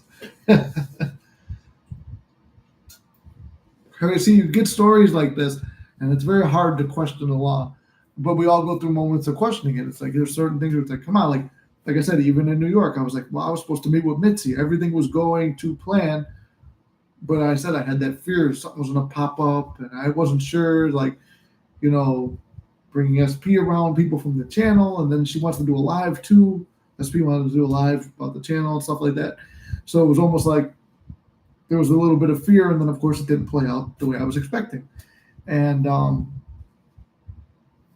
but it played out the way I was expecting. I would say it didn't play out the way I was expecting, but it played out the way I was expecting, fearfully. And the same thing with the money. It's like I felt like I needed money because I was kind of intimidated by how much I was spending out there. And that's not very money conscious and abundant of me to be fearing. Fear is not going to lead to what you want. So like I said, be very specific on what you want too. But things like that where it's like, well, come on, like if I'm the mystic, why did that happen? Everything's working out in your favor. There's a reason why that worked out the way it did. I just don't see it yet. Because there's sometimes things get so delayed, then boom, there we go. plays out later on, and it's like, wow, I wouldn't have wanted it to happen any other way because it happened the way I needed to. What is remote seduction? Remote seduction is basically using stats or state akin to sleep, visualization, all the same thing, but in a sexual way. So whereas like you're picturing a certain sexual position or experience, or in her case, it was a sexual talk, something of sexual nature in your visualization, often accompanied with a slight chub, or for ladies, the lady equivalent of a slight chub, or possibly a raging chub, or the equivalent of a raging chub for ladies, where your body is now reacting to, you're so much in the scene, your body is reacting to it. And it's weird, but it's also like, I mean, if you're having a fantasy, it's a fantasy, but you're feeling the fantasy real. And then it plays out.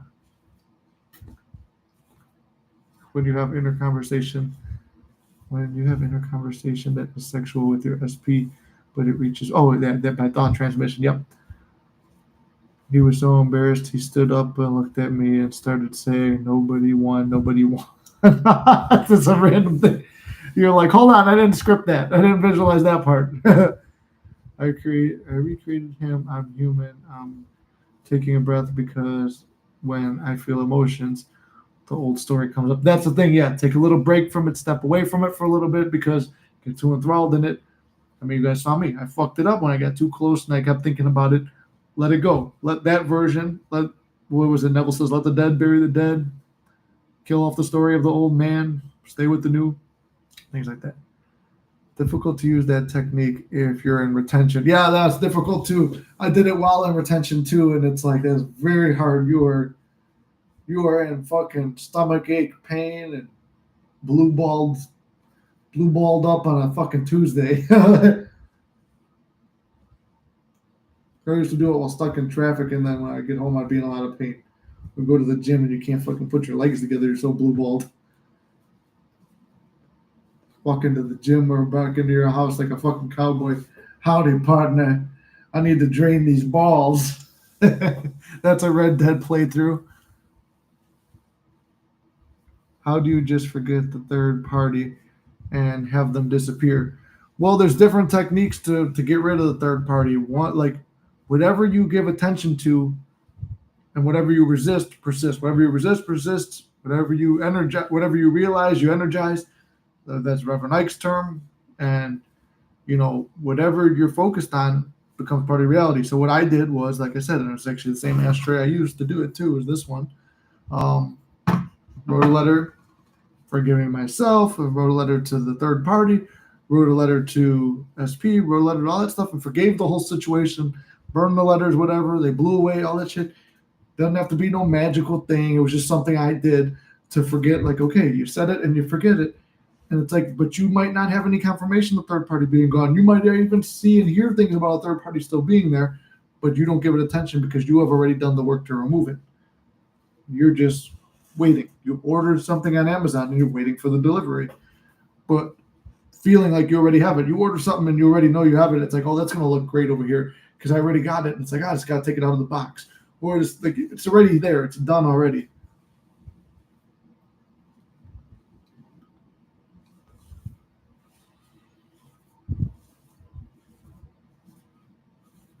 It's even better. You can use the energy. I made sure they broke up and she's in Pittsburgh now. There you go. And then, yeah, like Oyster, there's no third party. There's no third party. Yeah, say it again for the people in the back. There is no third party. Was going to say there is no third party. There you go. Do I just focus? Yeah, you're focused on the end. Focusing on the third party is focusing on an obstacle and trying to figure out how to overcome it and put a how to it. The how is not your concern. The solving the issue is not your concern. The circumstances are not your concern. The end result is all you're concerned with. And this is another Joe Dispenza thing too, where he brings the science into the manifesting is whatever you are repeatedly conditioning your mind with a vision or a thought or affirmation, whatever you're doing, you are conditioning your mind and it is playing it and beginning to assume it as reality. You're tricking the mind and it can be tricked and it is easy to trick it. It just requires work sometimes. Last week is obsessed with me and only me, and also what I did was accept it, and that he could be the case, and that could be the case. And I was no longer triggered. Yeah, There you go. How do I get him not to be stubborn and holding grudges and resentment over our dramatic breakup? Well, I've been through many dramatic breakups with the same person, and a thought that I put in that was repeated back to me by her. And when she comes on here, I'll tell her, it's like, well, what did you say about our repeated breakups? What she told me was, I feel that they have made us stronger, which was an assumption that I started trying to implement by repeating it to myself. But once again, little mixer, you're focused on an obstacle and a how. It doesn't matter.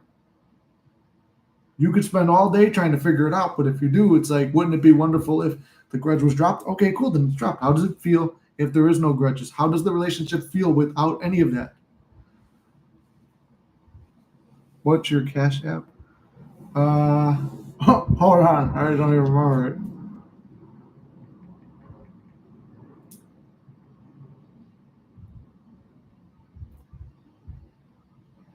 Where did I find my name? Oh, it's money sign capital F. Oh wait, I could just write it in the chat. I'm fucking. No, I was gonna say I'm fucking stupid. Don't ever say anything negative about yourself. Not even in a joking way.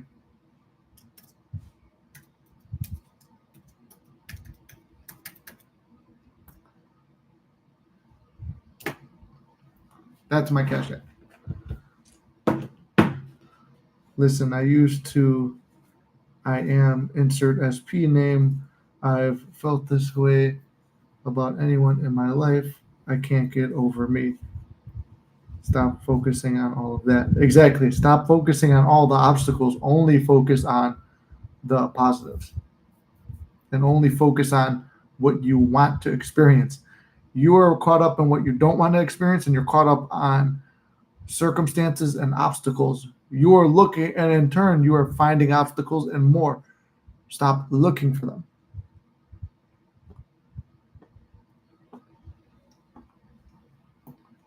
If you're saying there isn't a 3P anymore, don't talk about it. Yeah, there's no reason to even address having a 3P if there's no reason to even talk about having a 3P if you don't have one. Like, I don't go around. The only reason I reference 3Ps that have been in my past is because I'm teaching a lesson, but I don't think about them all day. Sometimes, like, this is the part where old story will creep back in. It's like, well, who got the SP? Me. Like, that's the only way you look at it. So it's like, if it ever pops in your head, because it might pop in your head even after success has been made, like myself, but you drop it because it doesn't matter, because the reality you're living and what you want, it doesn't involve that. Whatever you're bringing attention to has to exist. I would say you are more concerned on the time.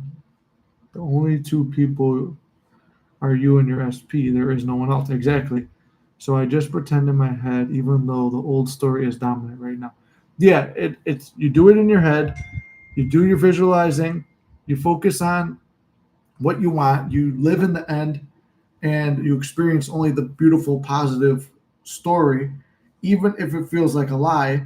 You don't go around lying to other people like, yeah, we're together now. You don't do all that. Like that's what I talked about earlier.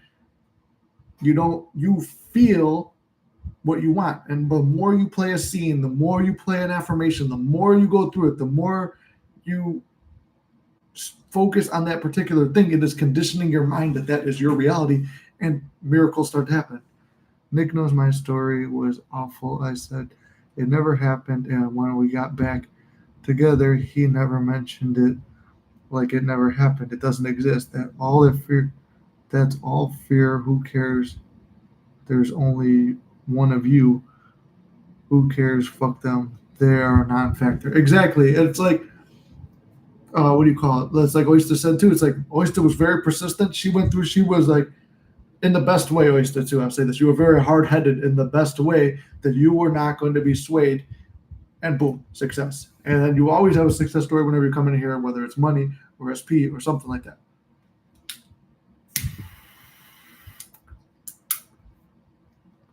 Revision seems hard, so should I just change him to a new version? Yeah, if revision is hard, don't fuck with it. I mean, I don't like revision. I know it works. I've seen other people's success stories. I've had minor success with it. revision is difficult for me to do personally. So I just move on to here's the ideal version I wanted. And I was just playing around. Wouldn't it be wonderful if? And now my SP is like better than I ever could have imagined. Even all the good shit you guys saw in the time we were together, it's way better than that now. Like, and it wasn't even something I was trying for. It was just like, I just thought, wouldn't that be wonderful? But I'm so focused on this channel. I'm focused on the other stuff. And as you see now, I'm falling off the channel a little bit because my focus is playing over there. What's this? Oh, thank you, Oyster. I appreciate you. Much love to you. Thank you for the donation. Script it and read it. Yeah, it's a good point from Gary. Just keep playing it over. Whatever technique works for you. All techniques work. It's best to choose the one for you. Love you all. We love you too, H. Keep your head up, brother. And stop the timeline or change the timeline. Get off social media. All good advice, Gary. Gary and Oyster dropping that advice. I always get what I want. I always get what I want. Yep, you just keep slamming it back home into your head. I like doing affirmations, and my mind goes quiet compared to when I did affirmations.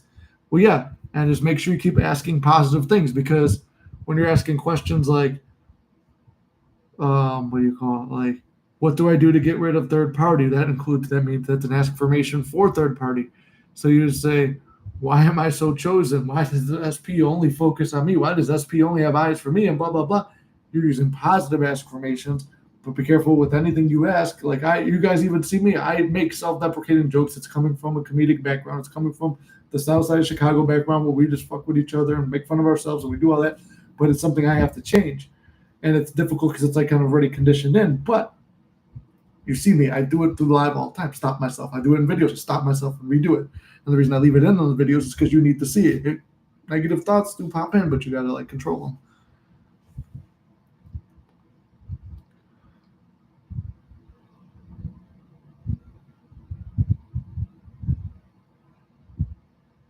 Love you. Need to take a break. Exactly. I love yourself. I would say if you can get some one-on-one with Nick, then do it.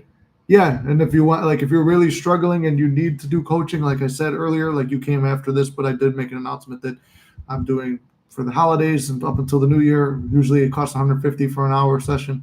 I've dropped it down to $100 for the holidays because I want to try and get as many people, like, without rushing time. We're not going to focus on timelines, but by the holidays, that's my way of giving back and showing my love for you guys. Is put things back to like the original prices and shit like that. And then right now, what Oyster's saying, I didn't even read the rest of your stuff. She said, can you stop right now? Kind of goes back to what Lindell Warden said too. Can you control your next thought? Yes, you can control your next thought. So why not control it and make it a loving, good, positive thought? So can you stop thinking that way right now? Yes, you can. You're just choosing not to because you think that your logical mind has to make more sense and you have to figure out all this stuff. You don't have to figure out shit. God figures it out. The universe figures it out. Whatever you believe in, whatever your higher power is, your subconscious, that figures it out. You don't figure it out. Let it go. Trust that you communicating your belief and what you want is enough to get it. Don't be afraid to lose them. Yeah, because you can't lose them. Give up. Just give it up and let it go. Yep. I try to complain about having my desire. That works too. I complained about it too and got that. I mean, it's crazy because whenever you guys bring up all these other things, like, man, I had success with that too. But sometimes I'm throwing so many techniques at it, it's hard to choose which one did it. But whatever move you're making is the right move, as long as you believe it's the right move. The thing is, I suggest is giving up. The thing I suggest is giving up. Just give it up and let it all go. Yeah. And then to clarify Oyster's point, you're not giving up not wanting it. You're giving up trying to make something happen. Like, geez, all the guys in my life are so obsessed with me for no reason. Great one, Sienna.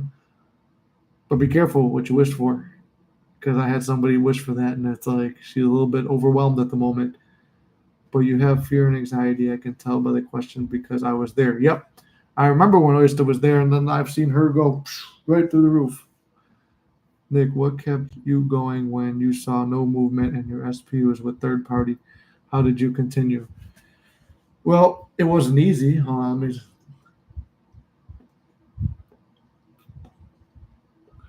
Before this dies out. It was not easy. There was panic attacks. There was fear. There was doubt. There was quitting. There was not quitting. Oyster can attest to this. I watched her through the lives, like come into the lives, checking in, and it's like You would see times where she's asking questions like you were asking, then she was back on her mental diet, then she'd fall back off, and it's like boom, boom, boom. But then she's getting mini manifestations and success stories with money and this and that, and she's growing, growing, growing, and then boom, now she's out where she's at. But for me, I was like, okay, I know manifesting works. I've manifested little things. Mini manifestations are very important. You might not want it because it's like, oh, that's not what I want. I don't want to manifest a car that's pink and blue and whatever, whatever. I don't want to manifest some little thing because that's not my desire. That builds your mind muscle. That builds your manifesting muscle versus what do you call it? That builds up the manifesting muscle, I guess, because you're proving it to yourself. Right now, you have some doubts in the law because you don't think it's going to happen. It's like for me, like I said, I wrote the letters. I was writing her letters every day. I was having inner conversations with her, but the ideal version. I was talking to who I wanted to be with. And I had to, and by doing that, it naturally removes attention from what I didn't want. Give up, cry, let it all go. Did that too. And drank and gambled and spent time with friends and shut down and then still picked it up and went back again. It's okay to tap out and quit, but then get back in the ring and fight back again. Cry, scream, weep, let it out. Emotions, don't depress. Let it all, yeah, and it's okay. And that's why I learned from Inc. We're human. We're having a human experience. It doesn't matter what you do, Nick. You can't fuck this up. Yep, just like I said, you can't fuck this up. I didn't fuck it up because it's like things still worked out in my favor, but there's been so many things where I would have fucked it up theoretically, but because I hold that belief, I can't fuck this up. Things are always working out in my favor. I'm no more than 2 weeks away from a miracle, blah, blah, blah. It did turn out that way. And in the end, even if it's taking a long time, be grateful for that because sometimes my shit came in so fast that was like I couldn't hold it because I didn't have the self-concept built up. I didn't have the time to build up feeling worthy of it. So look at that as a blessing too.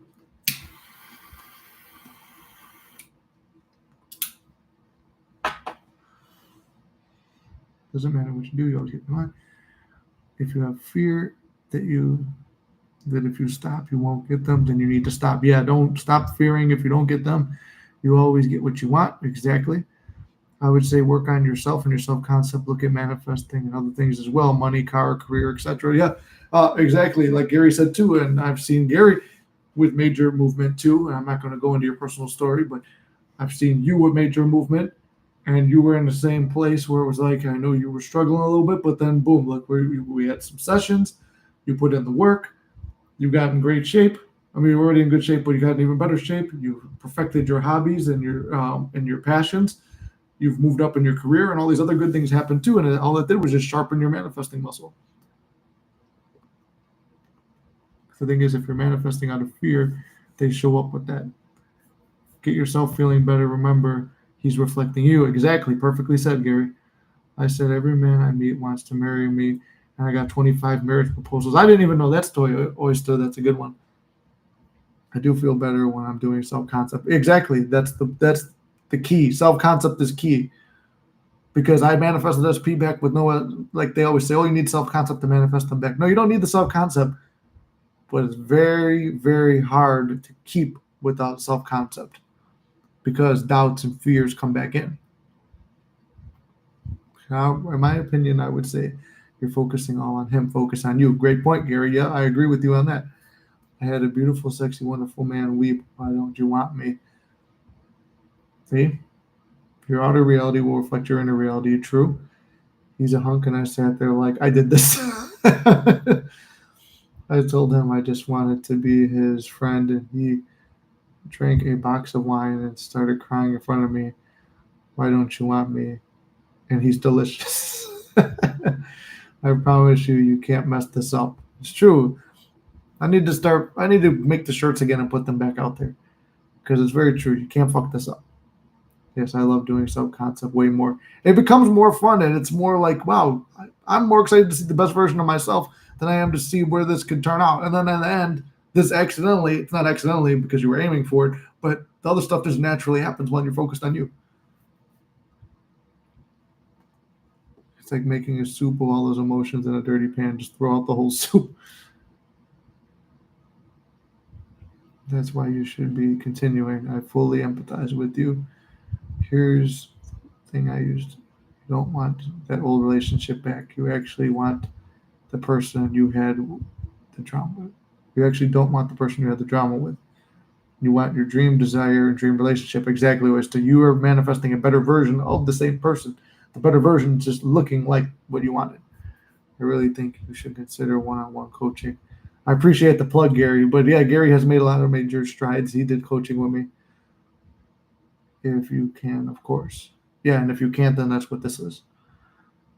Why do people shame us for manifesting our ex-pack? Again, it's one of those questions. Like I said, there's no dumb questions because somebody said that earlier. What if there's a dumb question? There's no dumb questions, but it's a question that you don't really need to ask yourself. But I will answer it because if everyone is you pushed out, they are reflecting your doubts in a way. There's certain people who you expect to question it, certain people who you expect to doubt it, and that's a natural assumption because everyone and everything in your reality that exists already, you already have an assumption, a thought, and a feeling and association with that person. So people who you assume are going to be judgmental, and you know it's so conditioned in us to be like, well, let's just what do you call it? It's so conditioned that it's like, okay, when things don't work out, just leave it alone. I like more. I don't like giving up on stuff. I come from an underdog mentality. I've experienced a lot of loss and failure in my life, and being able to not lose is a nice thing, or being able to retry or get it back and realize you can't fuck this up. There's nothing wrong with it. If you think there's something wrong with it, then don't do it. But if you don't think there's anything wrong with it, then why the fuck does anybody else's opinion matter? All that matters is you. This is your game, your virtual reality, your life, your rules. Fuck them. Because you can't fuck this up. Yes, you have to lift yourself out of that energy. And you change, they change. Exactly. Because many people still believe free will, but there could be multiple reasons. Yeah, there's a lot of reasons, and it's like just the only thing I've seen, not the only thing, but one of my personal things is like it's just a reflection of you that's dropping your logic and the world conditioning back in. They reflect the shame. They reflect your self-shame about wanting someone back that hurt you. You don't want them back. You want the body, but not the asshole that hurts you. Yeah, exactly. Everyone is you pushed out. There's multiple versions of every person, just like there's multiple versions of you. The beautiful self-concept built up person of you is going to manifest the best version of them. And you can manifest back worse versions, better versions, or the same version, but it's all reflecting your personal self-concept. So I changed, they would change. How? There's another question. Why are you worried about the how? How is not your business. This is something I need to make a video on this. Hold on. I want it all in cash.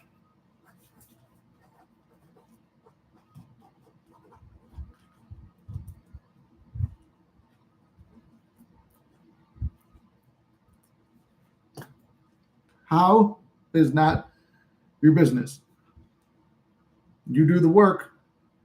The fact of everyone as you pushed out will reflect. And if you don't believe, I'm not saying you can't, like there's times of doubt, not believing it. I've been there, and you don't think it's going to work out, but you're doing the work. But if you believe that doing the work is going to yield a result, then it will yield it. But when I've done it, it has come in so many different ways. There's not one specific way. There's an infinite amount of ways it could happen. One thing could be SP could be going through personal changes in life, or an event can happen in their life that triggers a change in them to become that version, because it will happen seamlessly. It's not like here's the asshole and then like they get body snatched out of this reality and drop the new one in. It's not like that. Something naturally happens in their course of their life that will shift them in a certain way. That's why some manifestations take longer than others, because they're naturally on their own arc.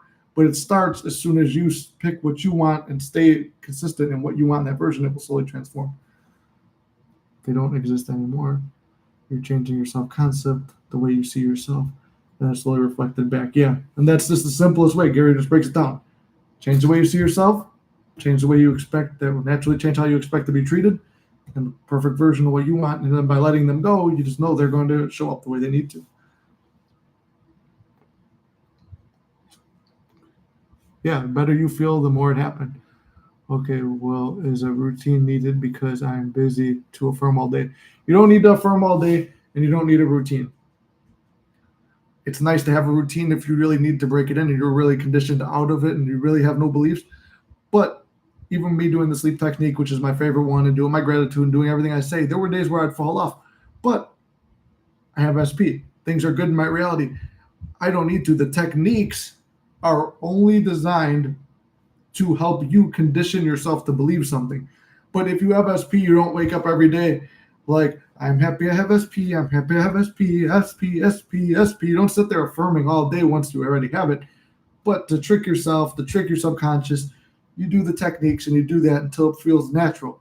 And when you don't feel like you need to do it anymore and it doesn't feel that important, then you don't have to because it's already done. Your subconscious is impressed at that point.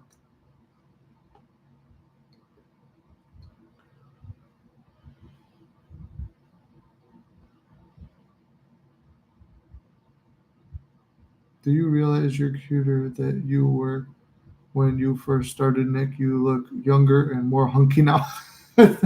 Well, thank you. I appreciate it. I was just looking. I'm like, I was looking at my face thinking I looked fatter right now because I gained 15 pounds. I'm not gonna lie, I gained 15 pounds in the past 3 weeks, 17 to be exact. Something about the chubby cheeks, I guess. And I just didn't comb my hair or nothing, so that's why I got the hat on. But thank you. Flattery will get you everywhere.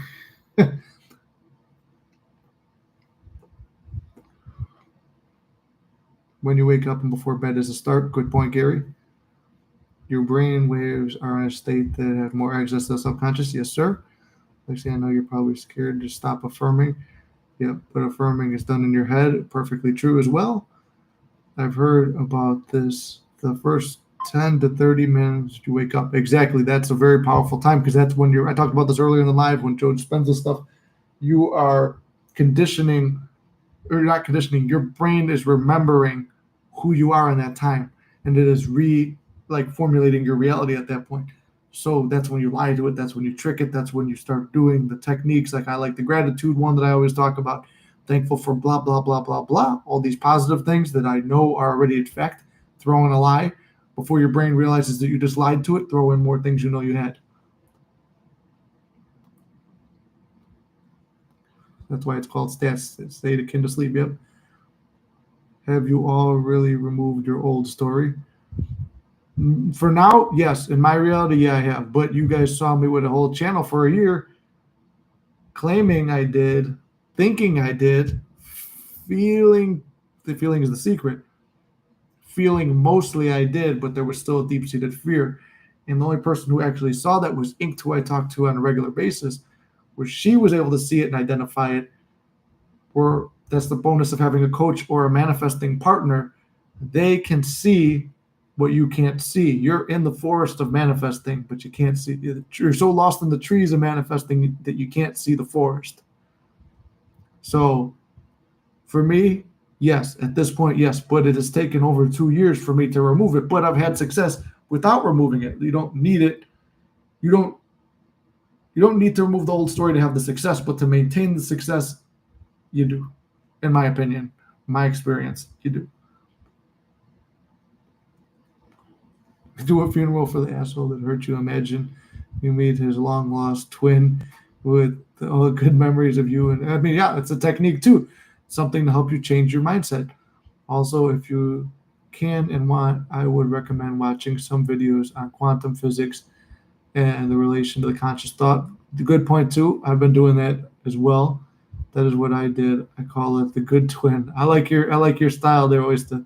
Joe Dispenza did a good video on it, and it's short as well. Yeah, watch Joe Dispenza if you can. If you're really logically minded, throw on Joe Dispenza. He'll do it with science. Night night, everyone. Night night to you too, Sayana. Good luck. Keep your head up. You can't fuck this up. It's clear you're looking for logic in this, and I think that will help. Yeah, it's true, Gary. She is looking for logic, so Joe Dispenza is the next best thing, which is also crazy that I just happened to throw on manifesting content of Joe Dispenza before coming on here. Everything had lined up. What I was going through wound up lining up, like you guys all had each manifested me doing certain things to line up to be the perfect version of this that all felt natural to me. So people will never notice the difference.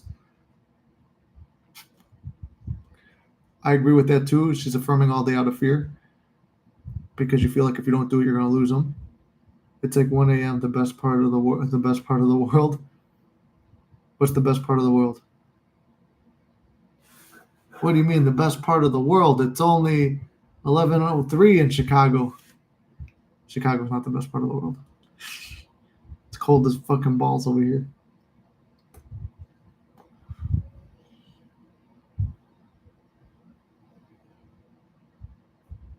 I can tell because you're ignoring any suggestion of not doing it. Promise you, if you let go and start again, you will have them. Yes, the theta state also, as I said last week, use 3D tones of reality. Like I said, there's no way someone would be engaged that quick if they were engaged to you. You know, very attractive. You know you are a very attractive woman. The guy loves you, clearly. There you go. Lexi, what is your situation of the old version of SP was so horrible? Wait, Lexi, whatever your situation was with the old version of SP was horrible. I never said I affirm all day. I'm too busy. Yeah, no, I know she said that she's too busy to affirm all day, but at the same time, you're too busy to affirm all day. In a way, it kind of sounded like you were assuming that's what you had to do, but we're just reminding you it's not what you have to do. You don't have to affirm all day.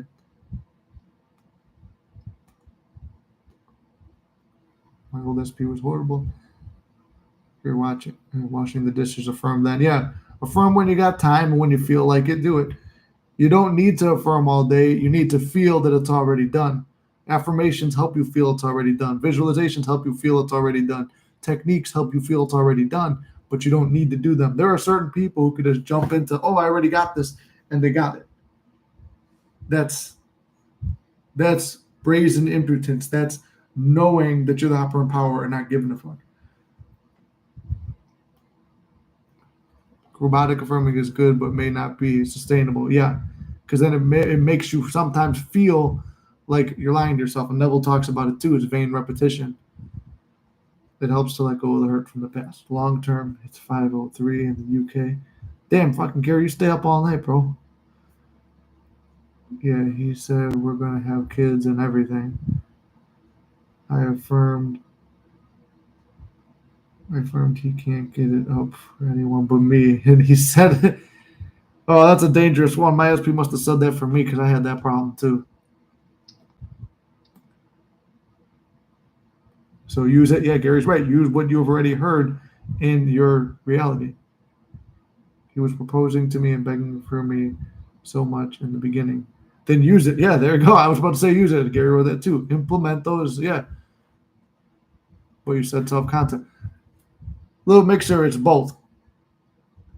It's both. Self-concept is number one. When you think of the person, think of the good things and the good memories. When you want to talk to them, have inner conversations, there's different things you got to do. Number one is self-concept, love yourself, give yourself what you want to experience from them. You want to go on a date, take yourself on a date. It's weird, but I've done it. You want to do, you want to feel loved, love yourself. You want to be spoiled, spoil yourself. And the world will reflect it to you. And it might not even be by SP at first. There will be random people doing it. And don't be mad at it, like, because it's not what you exactly want. Love and accept the gifts that you're being given from the world because it is birds before land. But when you think about him and memories of him, think about only the good ones, the proposing, the you're going to have kids together, everything like that, blah, blah, blah, all those good things. Think about those. When you're feeling down, focus on self-concept. List out some things you want to do in your life. Travel, do whatever you want to do. But at the same time, like, there are multiple things that go into it because you have multiple thoughts throughout the day. You want to talk to them, have an inner conversation, things like that.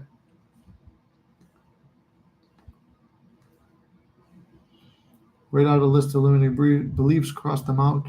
The other side, write down the opposite of your affirmations. Yep, done that before too. You need to change the story of your SP. Yeah, and before I even continue, when Gary says you need to change the story of your SP, changing your self-concept makes it easy to change your thoughts of the SP. Having a strong self-concept makes all the other techniques very easy and makes you feel like you don't need to do them because it makes you feel that you have already done it. Because what does Neville say? Feeling is the secret.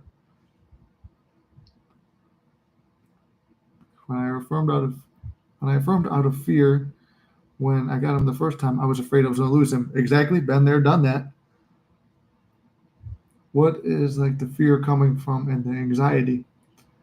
You're afraid that if you don't do this the perfect way and you feel like you need to do something to get him because you feel like you don't have him, the point is feel that you have him, feel you have the relationship you want, feel it's already done.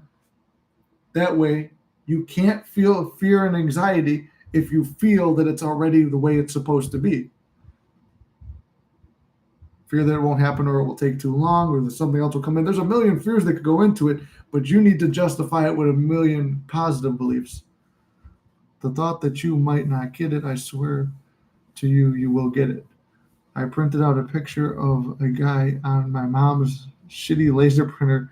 6 months later, the guy walked up to me and said, "I love you," and I had him till I dumped him. I'm not crazy, and I'm not a bot.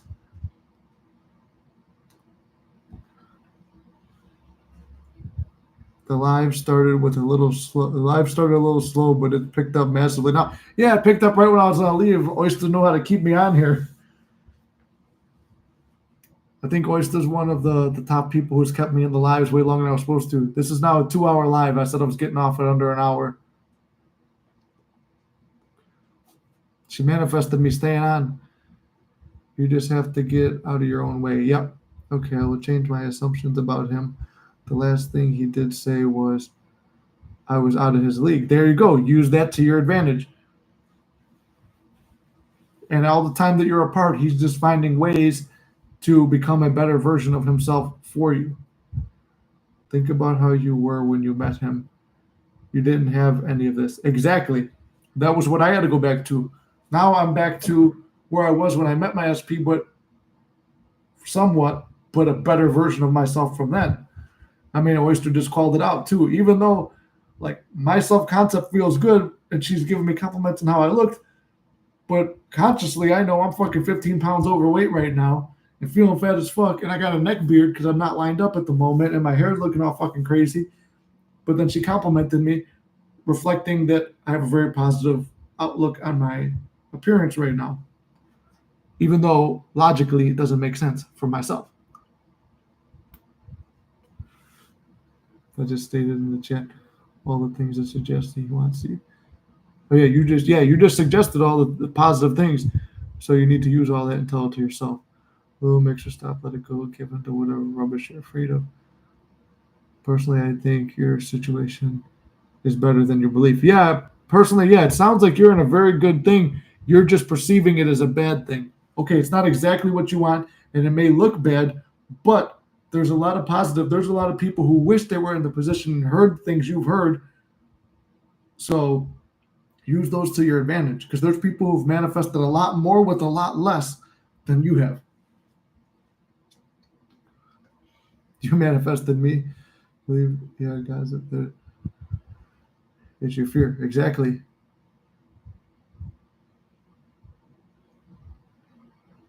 Especially if you're in contact. Yeah, and especially if you're in contact too. So many of us had to go through no contact with third parties and just have to watch from the sidelines and stay off social media. People started with a lot worse situations and got to a lot better situations. Third party told me he's still talking to her when I was affirming for him all October. Don't let that discourage you. Remember, I did everything I was supposed to, and I found out there was a third party that she said that she loved online and posted pictures with the motherfucker, even after every good thing I did. And all the manifesting work I did, all that negative shit happened. But right after that, I relapsed. I gave up on manifesting. I wasn't even coaching or nothing at this point. I quit. And I was just like, fuck all this shit. I went and got drunk. I gambled. I just went through a horrible fucking slump. And then a few days later, everything I was doing pushed out in a crazy way, and we wound up dating overnight. The manifesting is miserable without me. It's falling apart without me. It's all on the drop of his head. Nobody compares to you in chat. That's my information. You're good. Get on. Self-concept, I promise you'll see the change. Yes, that's why I said just stop for a moment. Exactly. Why would you take something to the third party?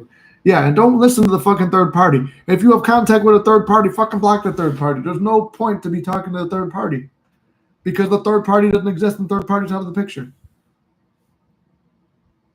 And maybe say that to put you off, throw you off, probably did. Then that's again point of what we started. Don't let other people take up space in your head rent free. In my life, there's never felt like anyone about this. Stop talking to third party. Yeah, exactly. Stop talking to third party.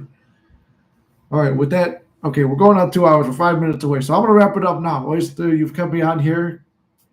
Gary, you know I talk for a long time. You guys know I talk a long time.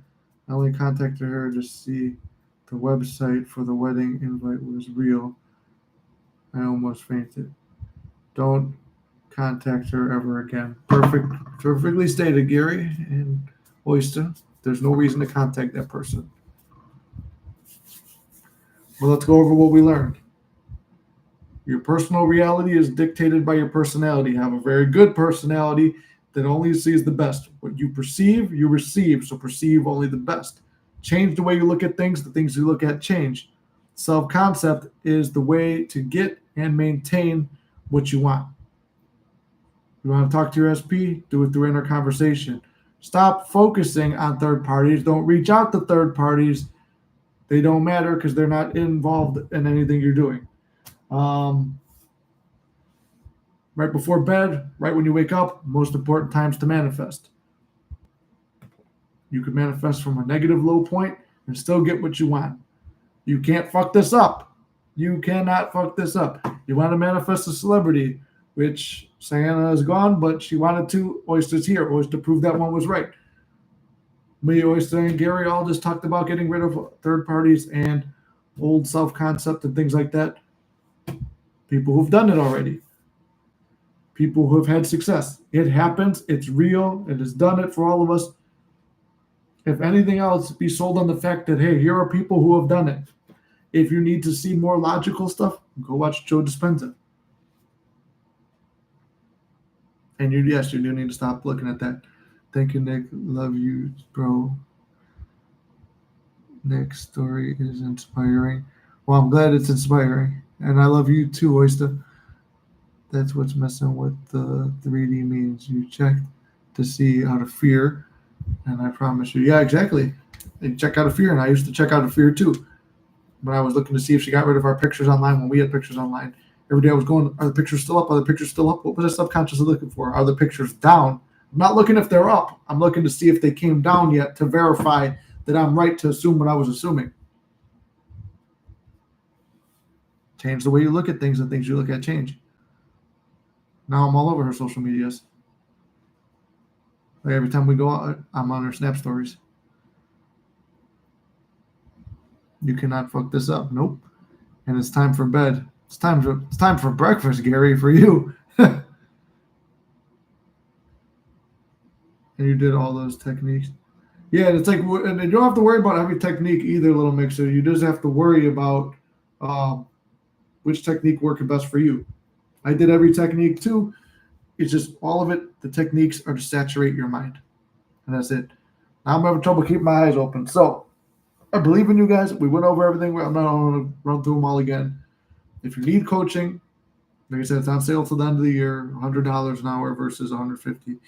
If you want to talk more, I want to aim for next Monday. Well, next Monday is Christmas. I think I should do one on Christmas too. Might be stuck at work on Christmas Day. I don't know. Maybe Christmas Eve morning I'll do one. Just so if anyone's struggling on the holidays, I'll be here. I'll try my best to do that. Just keep your eyes out for live streams. I'm going to try and clip this up because I feel like this one and the last live were both very good that I could clip up and throw these on there. We've got, discounted coaching. I'm going to have the Discord up and running very soon. Like I said, I don't like putting out stuff that's half-assed or half-done, so I'm going to I think, Gary, I already have you as a test person in there. So I don't know if it's going to charge you or not, but I want to see if it charges people, and I want to make sure the prices are good on that too. because I don't want it to be overpriced. Other than that, yeah, I think we've covered everything. Good night, everyone. Thanks. I might look into coaching. There you go. Yeah, you don't have to. You don't need it. But if you feel you need it, you could. You can manifest without a coach, or you can manifest with a coach, or a manifesting partner, accountability partner. Either way, it helps to have somebody else looking in on what you want. I moved to a new place, and my landlord won't accept my money. He says to me, "Your problem is you won't let me take care of it." And make sure you got this. Yes, and make sure you got this. Oyster, you got this. Gary, you got this. Everybody else, you got this. Sienna, you got this. I know she's already gone. Everybody else, you guys got this. I love you guys very much. We'll talk soon. If I don't talk to you by Christmas and you celebrate Christmas, Merry Christmas. And you'll definitely see me by New Year's. But if not, because we don't know what life has in store, if not, Happy New Year's as well. I don't know what other holidays. I think Hanukkah passed already, but Happy Hanukkah if you celebrate that. Yeah, anyway, I love you guys very much. Keep your heads up. You can't fuck this up. You got this, and we'll talk soon. See you later.